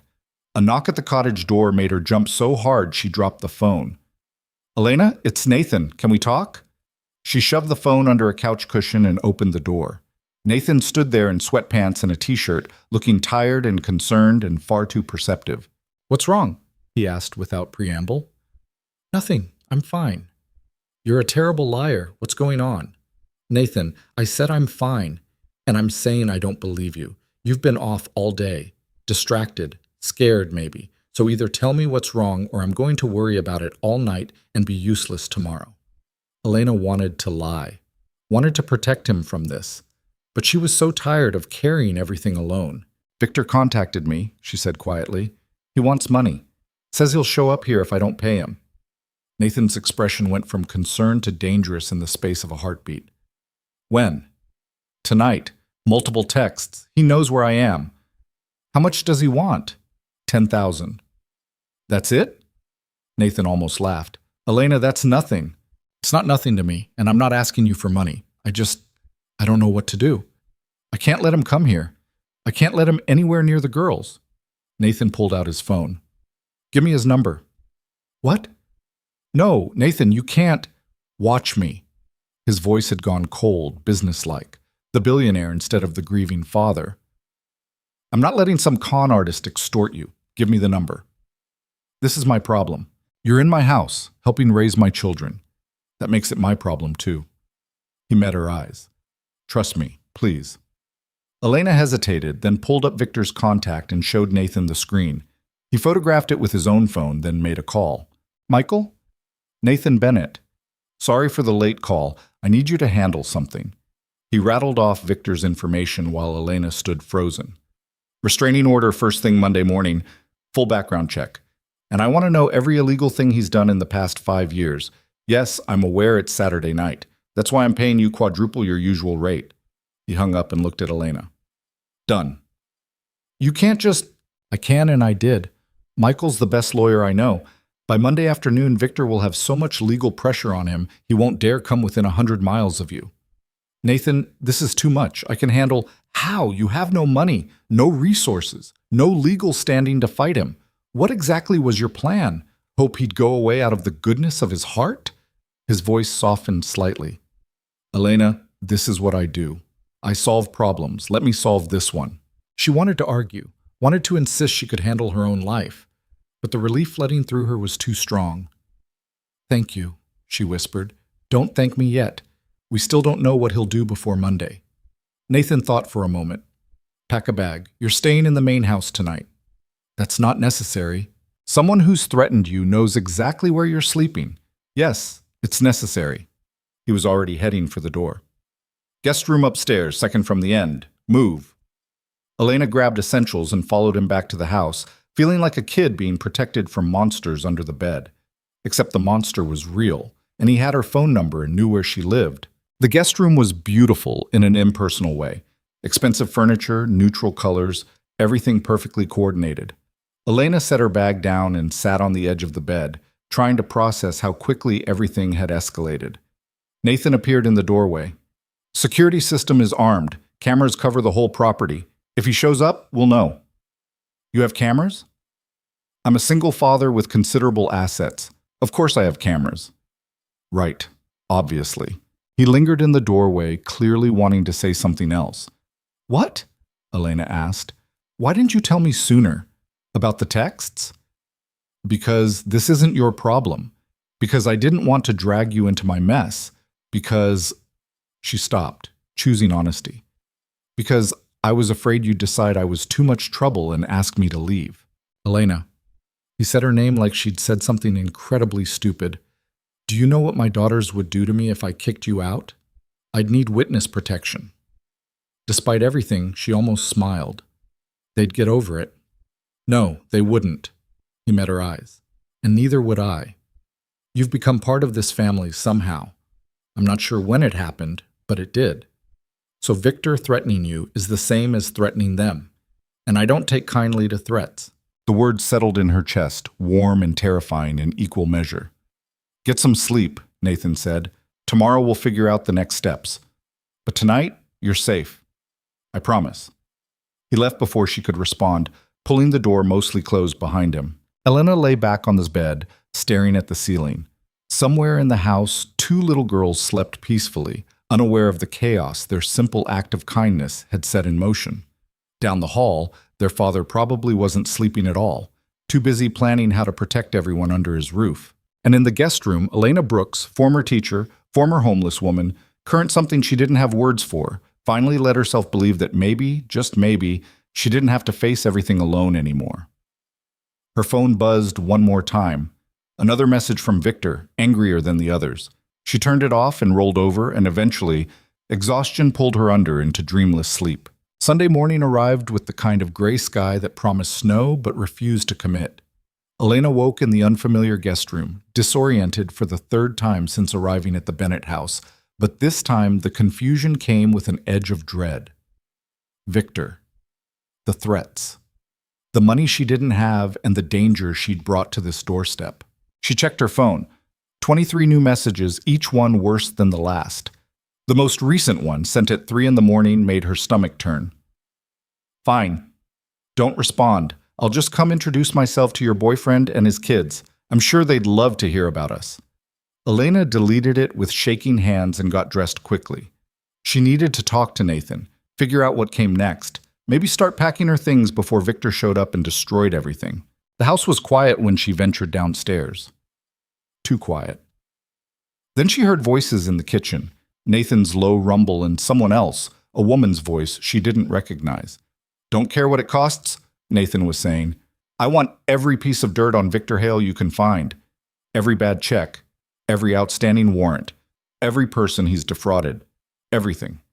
Nathan, this level of investigation takes time. We're talking weeks, maybe months. You have 48 hours. Elena stepped into the kitchen. Nathan stood by the counter with a woman in her 40s wearing a sharp suit and carrying a leather briefcase. Both turned when Elena entered. Ms. Brooks, the woman said, extending a hand. I'm Jennifer Chen. No relation to Mrs. Chen. I'm the investigator Nathan hired. At 6 a.m. on a Sunday? Elena looked at Nathan. You called her at 6 a.m? I called her at 5:30, actually. Nathan poured coffee like this was completely normal. Jennifer's the best. She'll find everything we need to bury Victor legally. I haven't agreed to this. You don't have to agree. I'm doing it anyway. He handed her a mug. Drink. You look exhausted. Jennifer pulled out a tablet. I need you to tell me everything about Victor Hale. Start from the beginning. How you met, what he did, who his associates were, anything you remember about his activities. Elena sank into a chair, the weight of it all pressing down. This is insane. You're treating this like some kind of military operation. I'm treating it like someone threatened you and, by extension, my family, Nathan said quietly. That's not something I take lightly. So Elena talked. She told Jennifer everything, meeting Victor at a gallery opening, the whirlwind romance that should have been a red flag, the gambling that started small and spiraled, the forged signatures and fake loans, and the moment she realized everything in her life was built on lies. She talked until her coffee went cold and her voice went hoarse, and Jennifer took notes with the efficiency of someone who'd heard worse stories. He has a pattern, Jennifer said finally. This isn't the first time he's done this. I found 3 other women with similar complaints filed in different states. None of them pursued charges because he disappeared before they could. 3 others? Elena felt sick. There are 3 other people he did this to? That I found in 2 hours of preliminary research. There are probably more. Jennifer closed her tablet. The good news is that means we have multiple witnesses willing to testify. The bad news is your ex-boyfriend is significantly more dangerous than just a gambling addict with debt problems. Define dangerous, Nathan said, his voice sharp. He's connected to a loan shark operation in Atlantic City. Not running it, but working for them as a collector. Which means when he says he needs $10,000, he probably actually needs 50, and the people he owes aren't the type to accept payment plans. Elena's hands started shaking. She set down her mug before she dropped it. So what you're saying is he's desperate. Desperate and connected to people who solve problems with violence. Jennifer looked at Nathan. You need professional security, not just cameras, actual people. Already called them. They'll be here by noon. You called? Elena stood up. Stop. Both of you, just stop. This is too much. I'll leave. I'll go somewhere Victor can't find me, and you can go back to your normal lives, and no. Nathan's voice cut through her panic. You're not running again. You're done running. This isn't your fight. You made it my fight when you became part of my daughter's lives. He was on his feet now, too, anger finally breaking through the controlled exterior. You think I'm going to let some con artist with mob connections threaten you and just shrug it off? You think I'm that person? I think you're a father with two little girls who don't need this chaos. And I think you're someone who matters to those little girls, and whether you believe it or not, you matter to me, too. The words hung in the air between them. Nathan looked like he'd surprised himself as much as Elena. So no, you're not leaving. We're handling this properly, with lawyers and investigators and whatever else it takes. Jennifer cleared her throat. Should I give you two a moment? No, they said simultaneously. All right then. She packed up her tablet. I'll have a preliminary report by tomorrow evening. In the meantime, Nathan's right about security. Don't go anywhere alone, keep your phone on, and if Victor contacts you again, do not respond. Let him talk to my team instead. She left, and Elena collapsed back into her chair, head in her hands. I'm sorry, she said to the floor. I'm so sorry. I should have told you about this sooner. You should have trusted me. Nathan sat across from her. But I understand why you didn't. Trust isn't something either of us does easily anymore. I was trying to protect you, the girls, this whole situation. I know, but you don't have to protect us from your problems. That's not how this works. How does this work, Nathan? Because I still don't understand what I am to you, an employee, a charity case, some homeless woman you took pity on. He was quiet for a long moment. I don't know what to call it either, but I know you're not any of those things. He stopped, struggling. You're someone who makes my daughters laugh again, someone who calls me out when I'm being an idiot, someone who fits into this broken family like you were always meant to be here. And I don't have a label for that, but I know I'm not ready to lose it. Elena felt tears burning behind her eyes. I'm scared, not just of Victor, but of all of this, of mattering to people again, of having something to lose. I'm scared too, every single day, but being scared alone is worse than being scared together. Before either of them could say anything else, small footsteps thundered down the stairs. Elena! Chloe burst into the kitchen. You slept here. Are you moving into the house? Can you share our bathroom? Ava's stuff is everywhere and… I'm not moving in, sweetie. I just stayed the night. Why? Nathan and Elena exchanged looks. How did you explain stalker ex-boyfriends to 6-year-olds? Because there might be some bad weather coming, Nathan said smoothly, and the cottage isn't as safe in storms. It's not even raining. Not yet. But it might. Ava appeared behind her sister, looking skeptical. You're lying. You do that thing with your eyebrow when you lie. What thing? That thing you're doing right now. Nathan sighed. Fine. Someone Elena used to know might try to bother her, so she's staying close to the house for a while to be safe. Bad someone? Chloe's eyes went wide.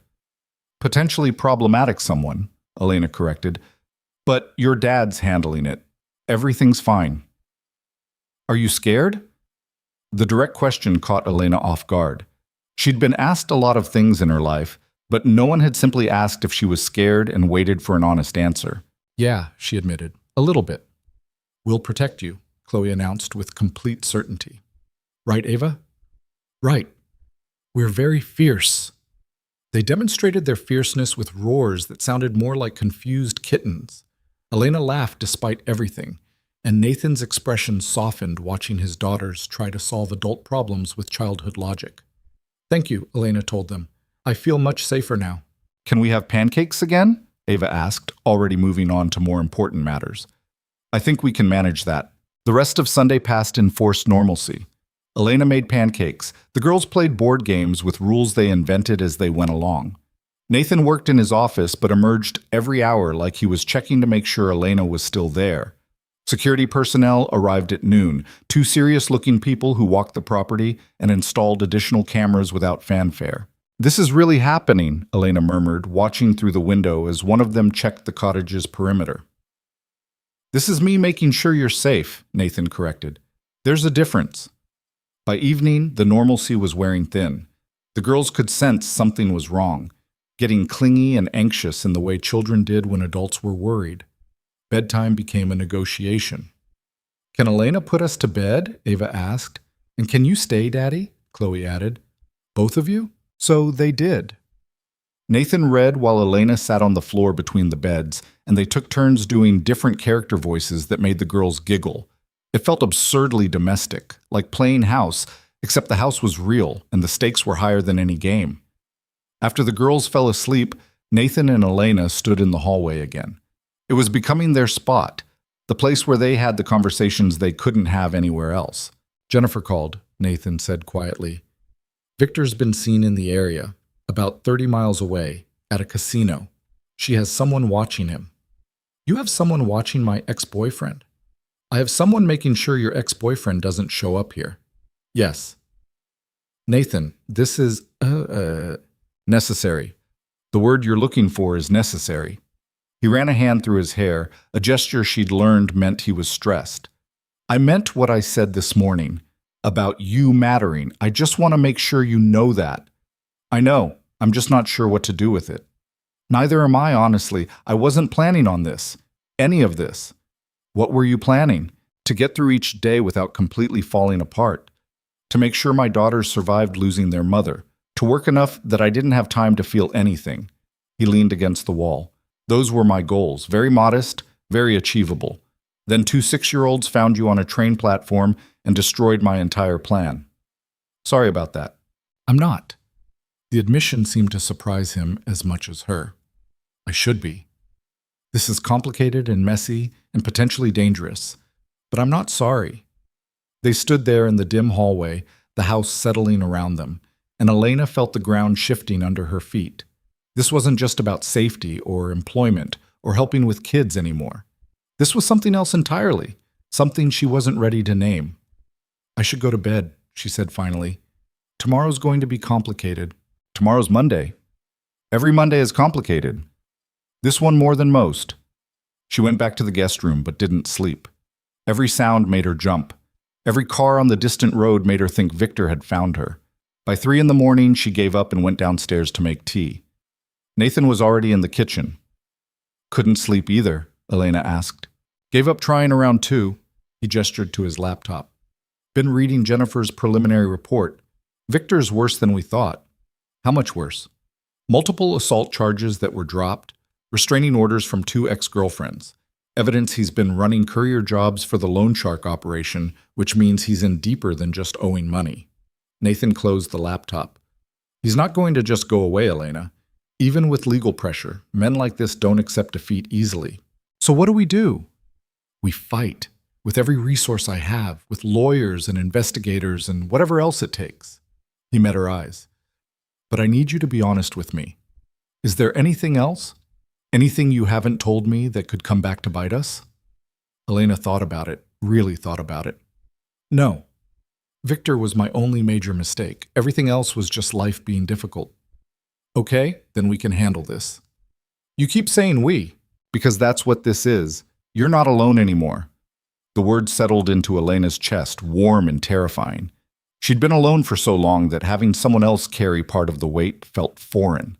They sat in the kitchen drinking tea and not talking about the obvious thing hanging between them, that somewhere in the past few weeks, they'd become something more than employer and employee. Something that didn't have a name yet, but was growing anyway, like spring flowers pushing through frozen ground. Monday morning arrived with fresh snow and fresh chaos. The twins were running late. Nathan had back-to-back meetings, and Elena was trying to help everyone while monitoring her phone for threats from Victor. "I can't find my math homework," Ava shouted from upstairs.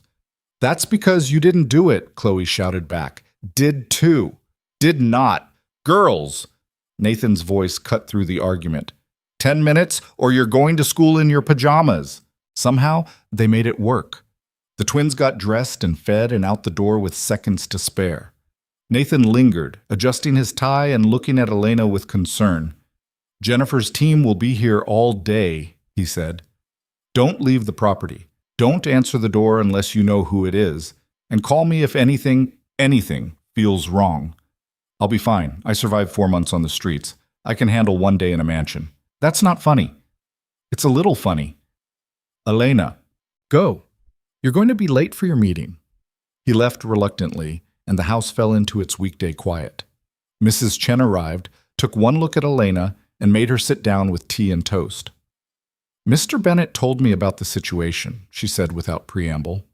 With your ex. Of course he did. He's worried about you. He's worried about his daughters. He's worried about you, Mrs. Chen repeated firmly. I've known that man for 12 years. I know what he looks like when he's protecting his children versus when he's protecting someone he cares about. This is the second one. Elena didn't know what to do with that information, so she ate her toast and changed the subject.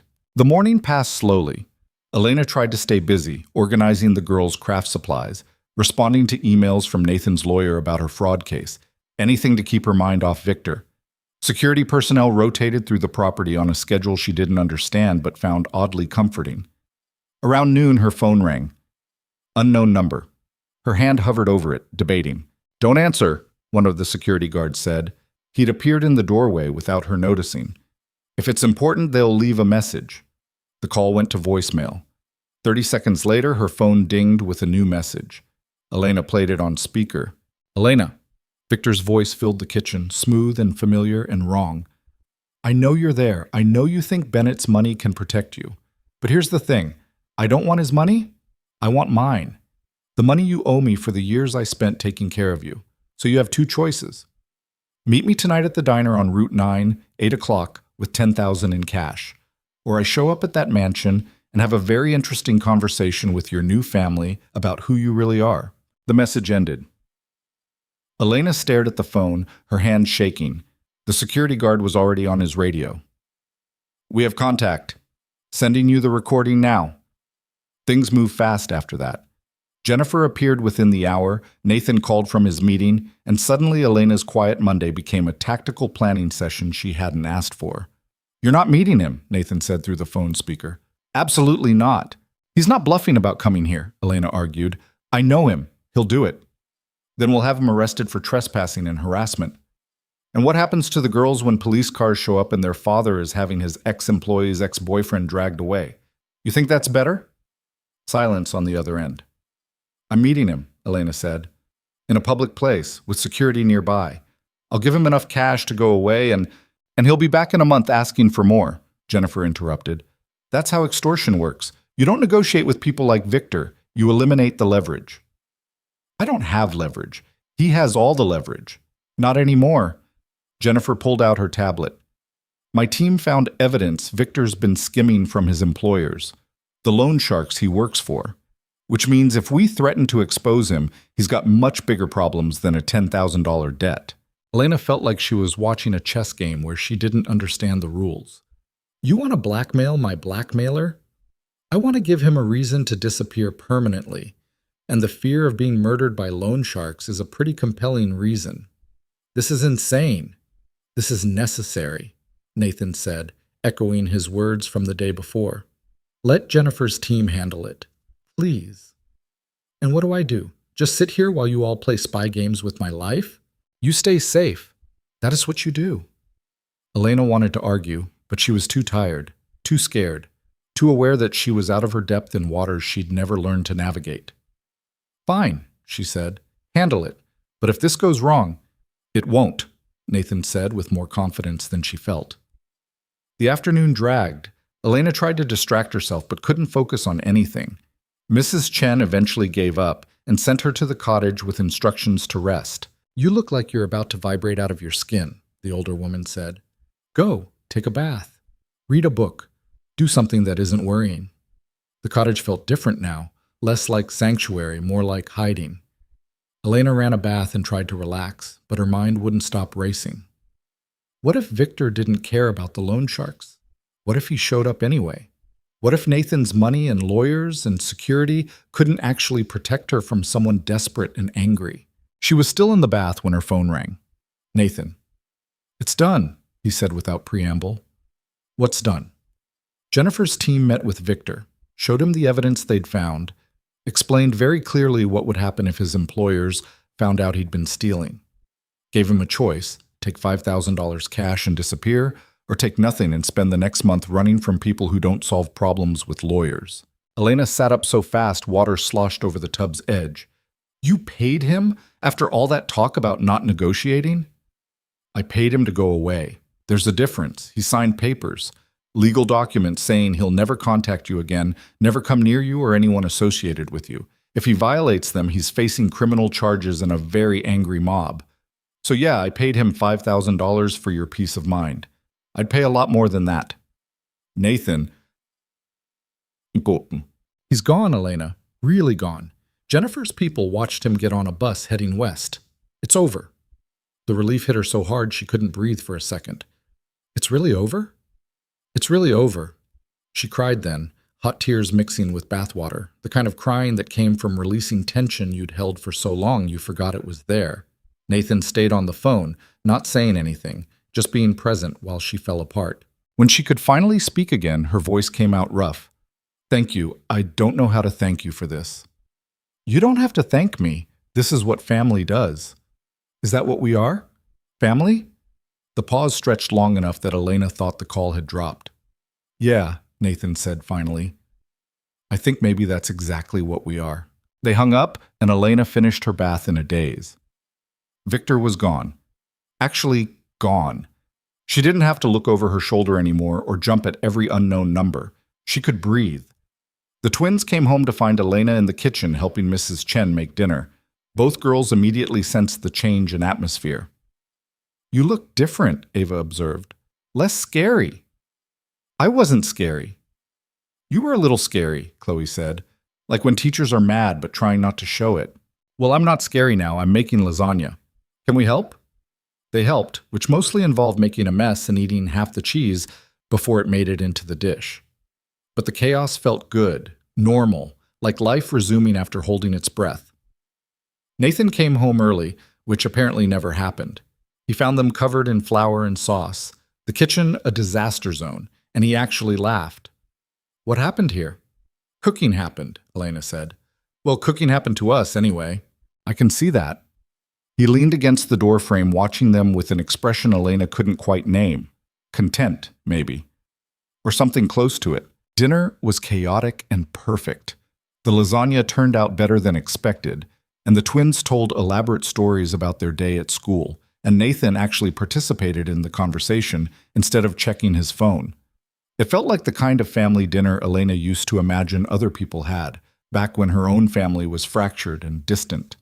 After the girls went to bed, Nathan and Elena ended up in their usual spot in the hallway, but this time the tension felt different, lighter. I keep waiting for the catch, Elena said. For this to all fall apart. What if there isn't one? What if it just keeps being this? This doesn't last. Good things don't last for people like me. People like you? Nathan turned to face her fully. You mean people who are resilient and kind and who make my daughters laugh for the first time in 2 years? Those people? Those people who were homeless 3 weeks ago. People with destroyed credit and no job prospects and ex-boyfriends who show up demanding money. Ex-boyfriend, singular and past tense. He's gone.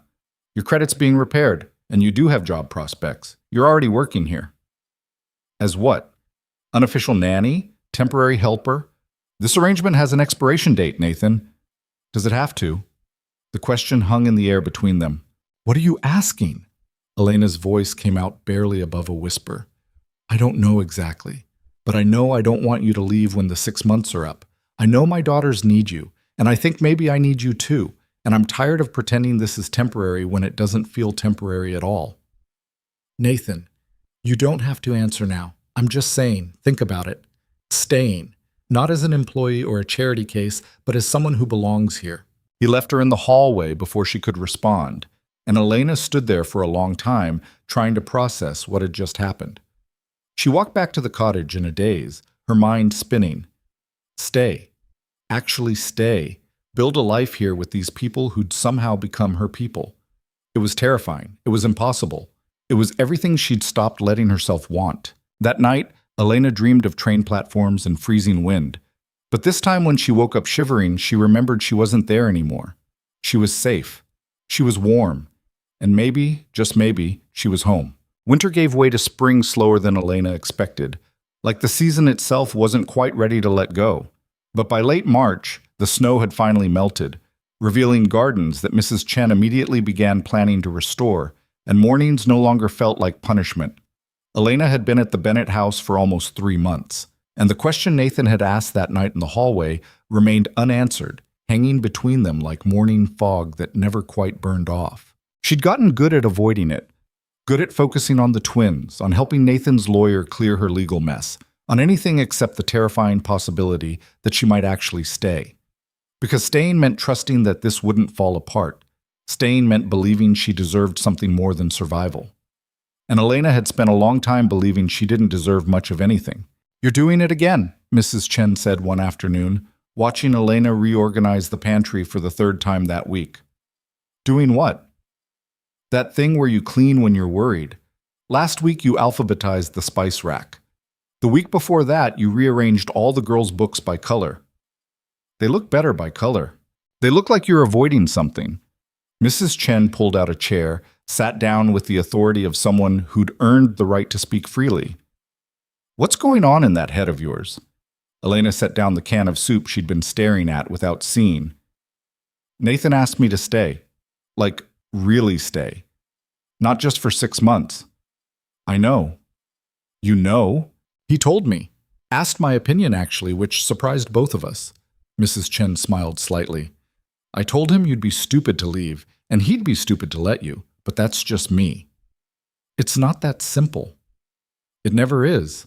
But it's also not as complicated as you're making it." "How do you know how complicated I'm making it?" "Because I've watched you for 3 months. You're happy here. The girls are happy with you. Nathan's happy for the first time since Sarah died. But you're still sleeping in the guest cottage instead of actually putting down roots because you think this is temporary even though nobody else does." The observation landed hard. Elena had known Mrs. Chen was perceptive, but this was uncomfortably accurate. "What if I'm not enough?" The words came out quieter than she intended. "For the girls, for Nathan. What if I stay and I mess it up and they end up worse than before? What if you leave and they end up worse than before?" Elena didn't have an answer for that. "Sarah was my friend," Mrs. Chen said after a moment. "For 10 years she was my friend, and I miss her every single day. But she's gone, and life kept going anyway, whether we wanted it to or not. You're not replacing her. You couldn't if you tried. But you're here, and you're real, and you make this house feel alive again." She stood, patted Elena's shoulder. "Sometimes the question isn't whether you're enough. It's whether you're brave enough to try." She left Elena alone with the half-organized pantry, and thoughts that wouldn't settle. The girls came home from school arguing about something involving playground politics and who had the right to the blue swing during recess. Elena refereed while helping with homework, made snacks that Chloe immediately declared were wrong without explaining what would make them right, and tried not to think about Mrs. Chen's words. Nathan came home earlier than usual, looking tired but less defeated than he used to. He'd been doing that lately, coming home at reasonable hours, eating dinner with them, being present instead of hiding in his office. Elena wasn't sure if it was because of her or because he'd finally started processing his grief, but the change was undeniable. "How was everyone's day?" he asked, loosening his tie. "Ava pushed Tyler off the swings," Chloe announced. "Did not." "Did too. I saw you." "He pushed me first." Nathan looked at Elena. "Do I want to know?" "Probably not. But for the record, Tyler apparently pushed first, and Ava's response was proportional, according to 6-year-old justice standards." "Proportional?" "Nobody required medical attention. I'm calling it a win." He almost smiled. "Fair enough. Girls, go wash up for dinner. And Ava, we're going to talk about solving problems without pushing. Even when they deserve it? Especially then."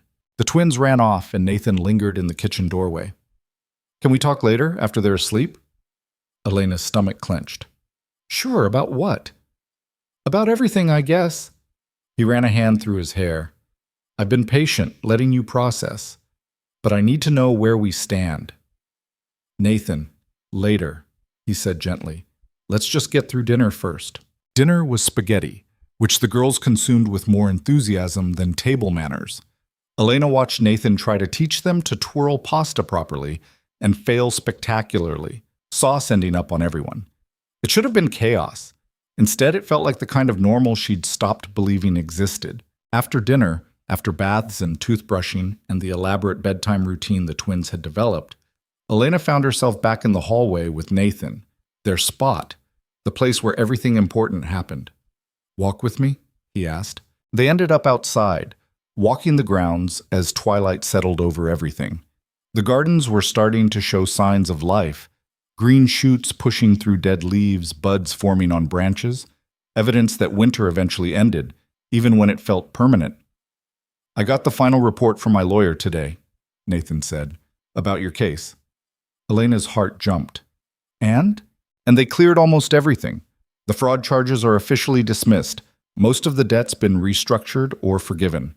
Your credit's not perfect, but it's no longer destroyed. He stopped walking, turned to face her. "You're free, Elena. Really free. You can get your teaching license back, find a job, get your own place. Start over completely if you want." "That's good," she managed. "That's really good." "It is. But here's the thing. I don't want you to start over somewhere else. I want you to stay here." "Nathan, we talked about this." "No, you avoided talking about it. For 3 months you've been avoiding it." His voice was gentle but firm.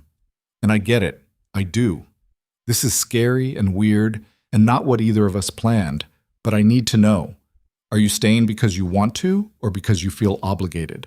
Elena looked at the garden, the house, the lit windows where 2 little girls were probably supposed to be sleeping but were definitely still awake. "I don't know how to separate those things anymore."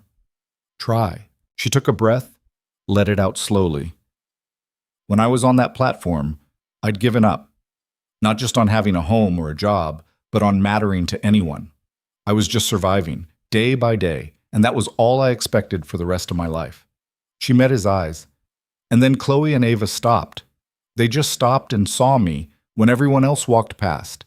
And you brought me here, even though every instinct told you not to. And somewhere in these 3 months, I stopped surviving and started living again." "That's not an answer to my question." "I'm getting there." She smiled slightly. "I'm scared, Nathan. I'm scared of staying because what if I'm not good enough? What if I mess up those girls who've already lost so much? What if you wake up one day and realize you made a mistake bringing home a homeless stranger?" She paused. "But I'm also scared of leaving because these 3 months have been the happiest I've been in years, and I don't want to give that up." "So stay." "It's not that simple." "Why not?" "Because you're still in love with your wife." The words burst out before she could stop them.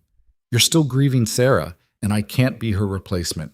I won't be the person you settle for because you're lonely and your daughters need a mother figure." Nathan's expression shifted through surprise, pain, and finally something that looked like understanding. "You're right. I am still in love with Sarah. I probably always will be in some way. She was my best friend, the mother of my children, the person I planned to grow old with." He stepped closer. "But loving her doesn't mean I can't care about you. It doesn't mean this isn't real." "What is this, Nathan? Really?" "I don't know. I don't have words for it yet." He reached out, hesitated, then took her hand. "But I know that you make me want to be present instead of hiding. You make my daughters laugh again. You call me out when I'm being an idiot, and you fit into this family like you were always meant to be here. And maybe that's not romantic love or whatever we're supposed to call it, but it's real and it matters, and I don't want to lose it." Elena looked at their joined hands, his larger one surrounding hers, and felt something shift in her chest. "I don't want to lose it either." "Then don't. Stay. Not as an employee or temporary help, but as someone who belongs here. We'll figure out what that means as we go." "That's a terrible plan. Do you have a better one?" She thought about it. About the guest cottage she'd never fully unpacked. About the teaching job she could apply for now that her record was clear. About the life she could rebuild somewhere else, alone, safe from the risk of caring too much. And then she thought about Chloe's laugh and Ava's serious questions and Nathan's rare smiles. About Mrs. Chen's knowing looks and family dinners and feeling like she mattered to people who mattered to her. "No," she said finally. "I don't have a better plan." "Is that a yes?" "It's a yes. I'm staying." Nathan exhaled like he'd been holding his breath for months. Maybe he had been. Maybe they both had. "There's one condition," Elena said. "What?" "I'm not moving into the main house. Not yet. The cottage works. It's mine, and I need that space. Done. Anything else? And we tell the girls together. This isn't just your decision or mine. They get a say. They've been asking me when you're moving in permanently for the past month. I think we know where they stand. Still, they deserve to know what's happening. They walked back to the house in comfortable silence, hands still linked. Elena felt like she'd just jumped off something very high without knowing if she could fly. But for the first time in years, the fear felt like possibility instead of threat. The twins weren't asleep, of course. They were supposed to be, but when Nathan and Elena peeked into their rooms, both girls were clearly faking it. Their breathing too deliberate, their positions too still. "We know you're awake," Nathan said. Both girls sat up immediately, grinning. "We have something to tell you," Elena said, sitting on the edge of Ava's bed while Nathan leaned against the door frame. "I'm going to stay here, for real. Not just 6 months, but as long as you want me here." Chloe launched herself out of her bed and into Elena's arms so fast she nearly knocked them both over. "I knew it. Ava, I told you. I said she was going to stay." "You did not. You said maybe. Maybe definitely counts. That's not how words work." "Girls," Nathan said, but he was smiling. "Let Elena breathe." Ava climbed into the hug more carefully, but her arms wrapped just as tight. "Are you going to be our new mom?" The question everyone had been avoiding landed in the middle of the room like a grenade. "No," Elena said gently. "I'm not your new mom. You already have a mom, and nobody can replace her. But I can be Elena, and I can be here, and I can care about you very much. Is that enough?" Both girls considered this with the seriousness of children navigating complicated emotions. "Can you still help with homework?" Chloe asked. "Of course. And make pancakes?" "Definitely. And tell Daddy when he's being stupid about work?" "Chloe," Nathan warned, but Elena laughed. "Yes, I can tell your dad when he's being stupid about work." "Then it's enough," Ava decided. "You can be Elena who lives here and takes care of us but isn't our mom. That's okay." Such simple logic from someone so young. Elena felt tears burning behind her eyes. "Now go to sleep," Nathan said. "For real this time. It's a school night." "Can Elena stay until we fall asleep?" Chloe asked. So Elena stayed sitting between their beds like she had 100 times before, but this time it felt different, permanent, like she wasn't just filling a role temporarily, but actually becoming part of the fabric of this family. When both girls were finally asleep, Nathan walked Elena to the cottage. They stood on the small porch, the night air cool but no longer freezing. "Thank you," he said quietly, "for staying, for trusting this. Thank you for giving me a reason to. I should get back. Make sure they're really asleep this time." But he didn't move, and neither did Elena. They stood there in the space between his world and hers, which maybe wasn't so separate anymore. "Nathan," she started, not sure how to finish. He kissed her forehead, gentle and brief. "Good night, Elena." "Good night." She watched him walk back to the main house, and something in her chest felt settled for the first time in years. This wasn't a fairy tale. She wasn't a princess, and he wasn't a knight, and the happy ending wasn't guaranteed. But it was real and messy in hers, and that was better than any fantasy. The weeks that followed fell into a new rhythm. Elena finally unpacked completely, turning the cottage into an actual home instead of a temporary shelter. She started applying for teaching positions, using Nathan's lawyer as a reference and slowly rebuilding the career she'd lost. She got interviews, some went well, some didn't. But having options felt like freedom. The twins finished the school year strong, their grades improving as their home life stabilized. Ava stopped having as many nightmares. Chloe's teachers stopped sending home notes about behavioral problems. They were still sad sometimes, still missed their mother, but the grief had transformed from drowning to something they could carry. Nathan started taking Fridays off, something his assistant said had never happened in the 12 years she'd worked for him. They spent weekends actually being a family, parks and museums and movie nights, and all the ordinary things that felt extraordinary because they'd all forgotten how to do them. In May, Elena got a job offer. A middle school in the next town over needed an art teacher starting in September. The salary wasn't great, but it was real. It was hers. She accepted, and Nathan took everyone out to celebrate. "You're really doing it," he said over ice cream that the twins were consuming with more enthusiasm than strategy. "Getting your life back." "Yeah," Elena agreed, "I really am." I'm proud of you. The words settled warm in her chest. When was the last time someone had said they were proud of her? When had she last done something worth being proud of? Thank you for everything, the lawyer, the safety, the chance to figure this out. You did the work. I just provided resources. Still, I wouldn't be here without you. We wouldn't be here without you either. He glanced at his daughters, who were debating whether chocolate or vanilla was superior with the intensity of philosophers. They're different now, better. And so am I. Better how? Less afraid, less angry, less convinced the world is just waiting to take everything I love. He paused. Sarah would have liked you, I think. She would have appreciated how you didn't try to be her. It was the first time he'd talked about Sarah directly to Elena, and it felt significant, like a door opening. I wish I could have known her, Elena said honestly. Me too. But I'm glad I know you. Summer arrived with heat that made the twins complain dramatically and demand pool time every afternoon. Elena taught them to swim properly, patient through their fear and frustration. Nathan would come home from work and find all three of them in the water, laughing and playing games that had no rules. One evening in late July, after the girls had gone to bed exhausted from a day at the beach, Nathan and Elena sat on the patio watching fireflies emerge in the garden. I've been thinking, Nathan said carefully. About us. Elena's stomach tightened. What about us? About what we are, what we're becoming. He turned to face her. I care about you, Elena, more than I thought I'd ever care about anyone again. And I know this is complicated with the girls and Sarah's memory and everything else. But I want to try, if you do.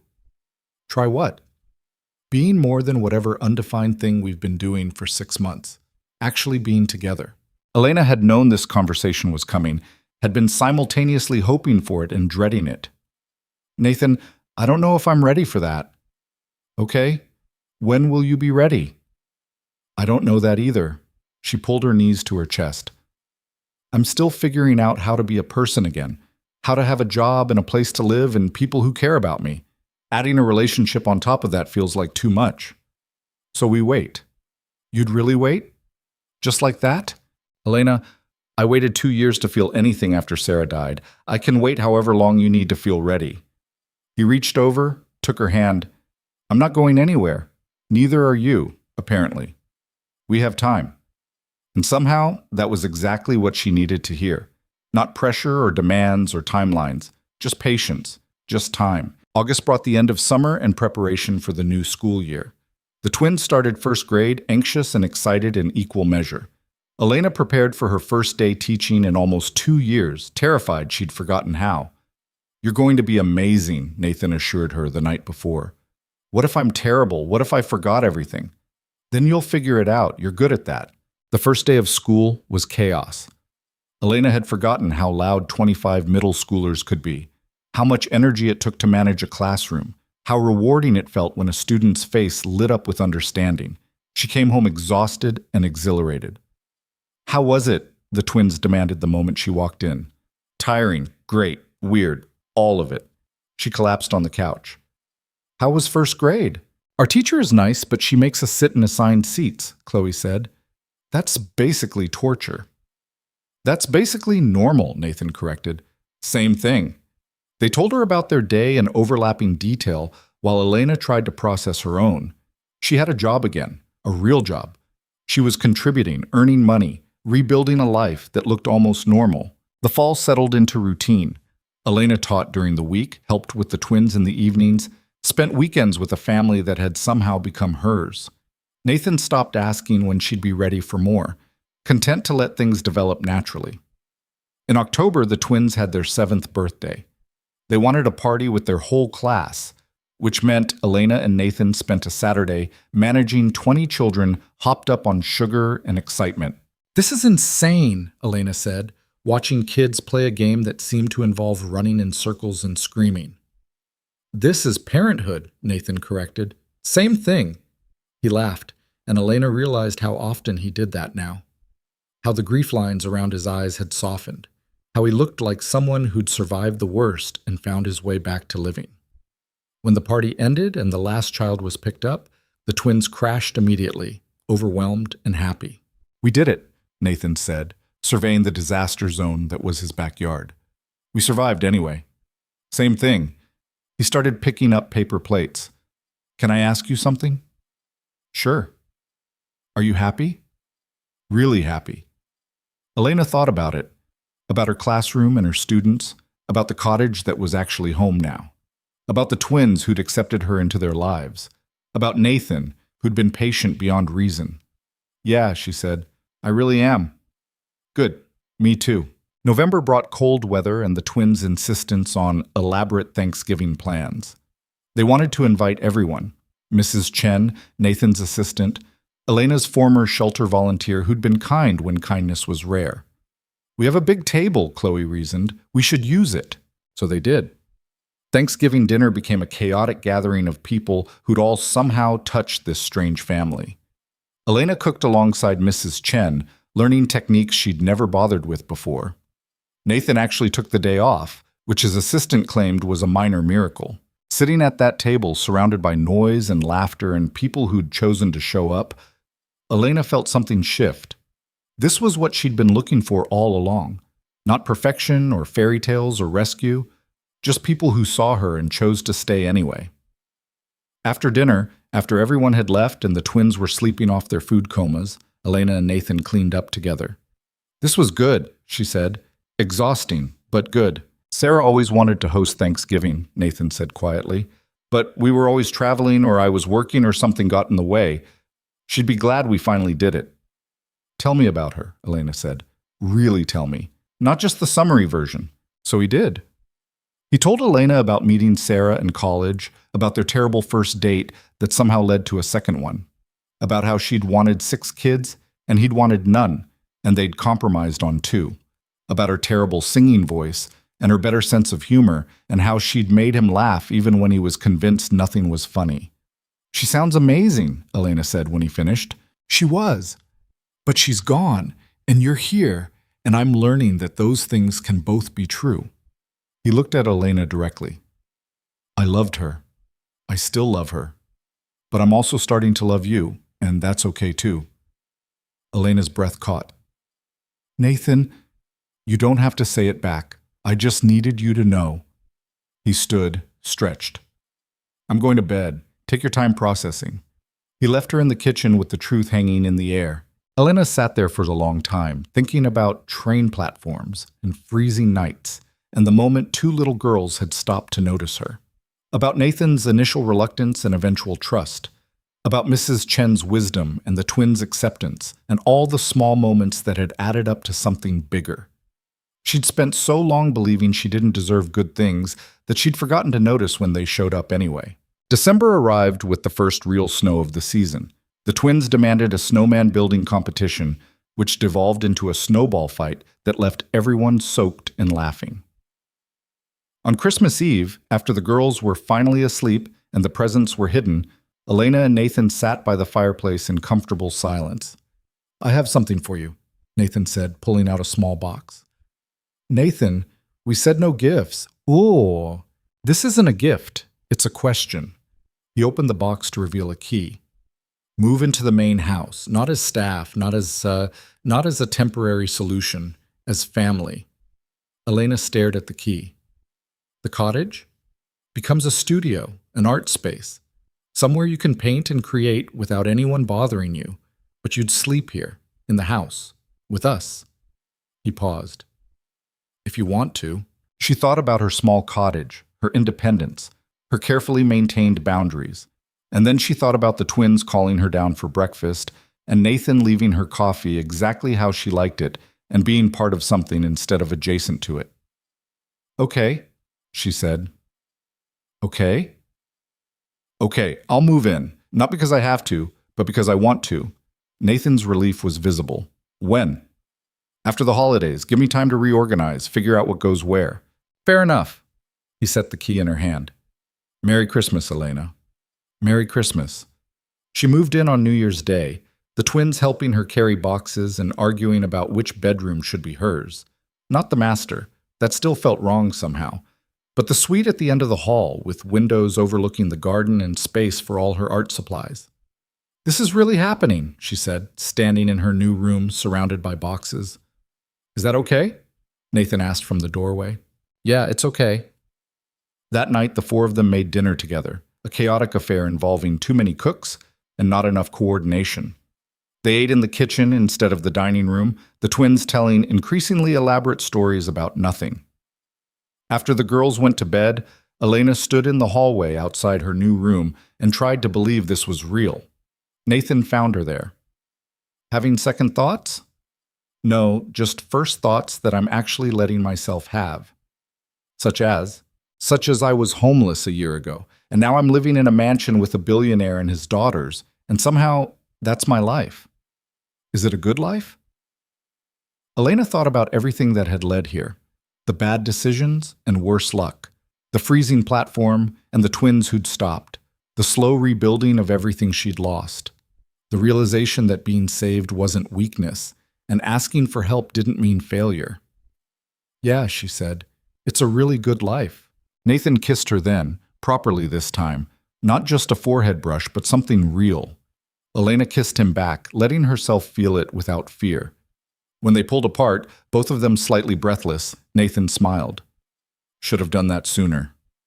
Probably, but we got here eventually. We did. Spring came again, the gardens blooming with life that Mrs. Chen had carefully cultivated. The twins finished first grade with perfect attendance and only moderate disciplinary issues. Elena's teaching contract was renewed for another year. Nathan continued taking Fridays off and being present instead of absent.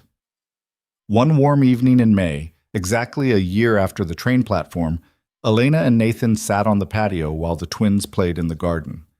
I've been thinking, Elena said, about how none of this should have worked. Statistically, reasonably, logically, bringing home a homeless stranger should have been a disaster. And yet here we are. She watched the twins chase fireflies, their laughter carrying across the yard. I don't think I ever thanked them, the girls, for stopping that night. They'd probably just ask if you're making pancakes tomorrow. Fair point. She leaned against him, comfortable and easy. You know what the weirdest part is? I'm not waiting for it to fall apart anymore. I actually believe this is real. It is real. I know. It just took me a while to trust that. Nathan pulled her closer. I'm glad you stopped running. I'm glad you let me stay. The twins ran over, demanding attention for the 17 fireflies they'd supposedly counted. Elena helped them make a game of it, teaching them to be gentle with creatures that glowed. Later, after baths and bedtime stories and goodnight kisses, Elena stood in her room, her actual room in the main house, and thought about the year that had passed, about the woman who'd been freezing on a platform, convinced she'd lost everything, about the twins who'd seen past the dirt and desperation to the person underneath, about Nathan, who'd fought his every instinct to help a stranger and ended up finding a family again. She'd learned something important in that year, that rock bottom wasn't the end of the story, that sometimes the people who saved you were the ones you saved right back, that family wasn't always blood and home wasn't always where you started. Sometimes home was a mansion you'd never imagined being inside. Sometimes family was a grieving billionaire and his daughters and a housekeeper who'd become a friend. Sometimes saving yourself looked like accepting help from people who saw you when everyone else looked away. Elena climbed into bed, her bed in her room in her home, and fell asleep without nightmares. Down the hall, Nathan lay in his room and thought about the woman who'd changed everything by simply accepting an offer he'd almost been too afraid to make. And in their shared bedroom, Ava and Chloe slept peacefully, dreaming of fireflies and pancakes, and the person who'd stumbled into their lives on a freezing platform and decided to stay. The house settled around them, warm and full and alive in ways it hadn't been since Sarah died. Different, yes, but still a home, still a family, just one that had been broken and rebuilt and was learning to be whole again. Outside, the spring night pressed close, gentle and forgiving, the kind of night that promised tomorrow without making demands about how you got there. And on platform 7 at the city train station, other people waited in the cold, some with tickets to somewhere better, some just trying to survive until morning. Life went on there like it always had, indifferent to individual stories. But one woman who'd once sat shivering against a concrete pillar was no longer there. She was somewhere warm now, somewhere safe, somewhere she'd learned she belonged. And that, Elena had discovered, made all the difference.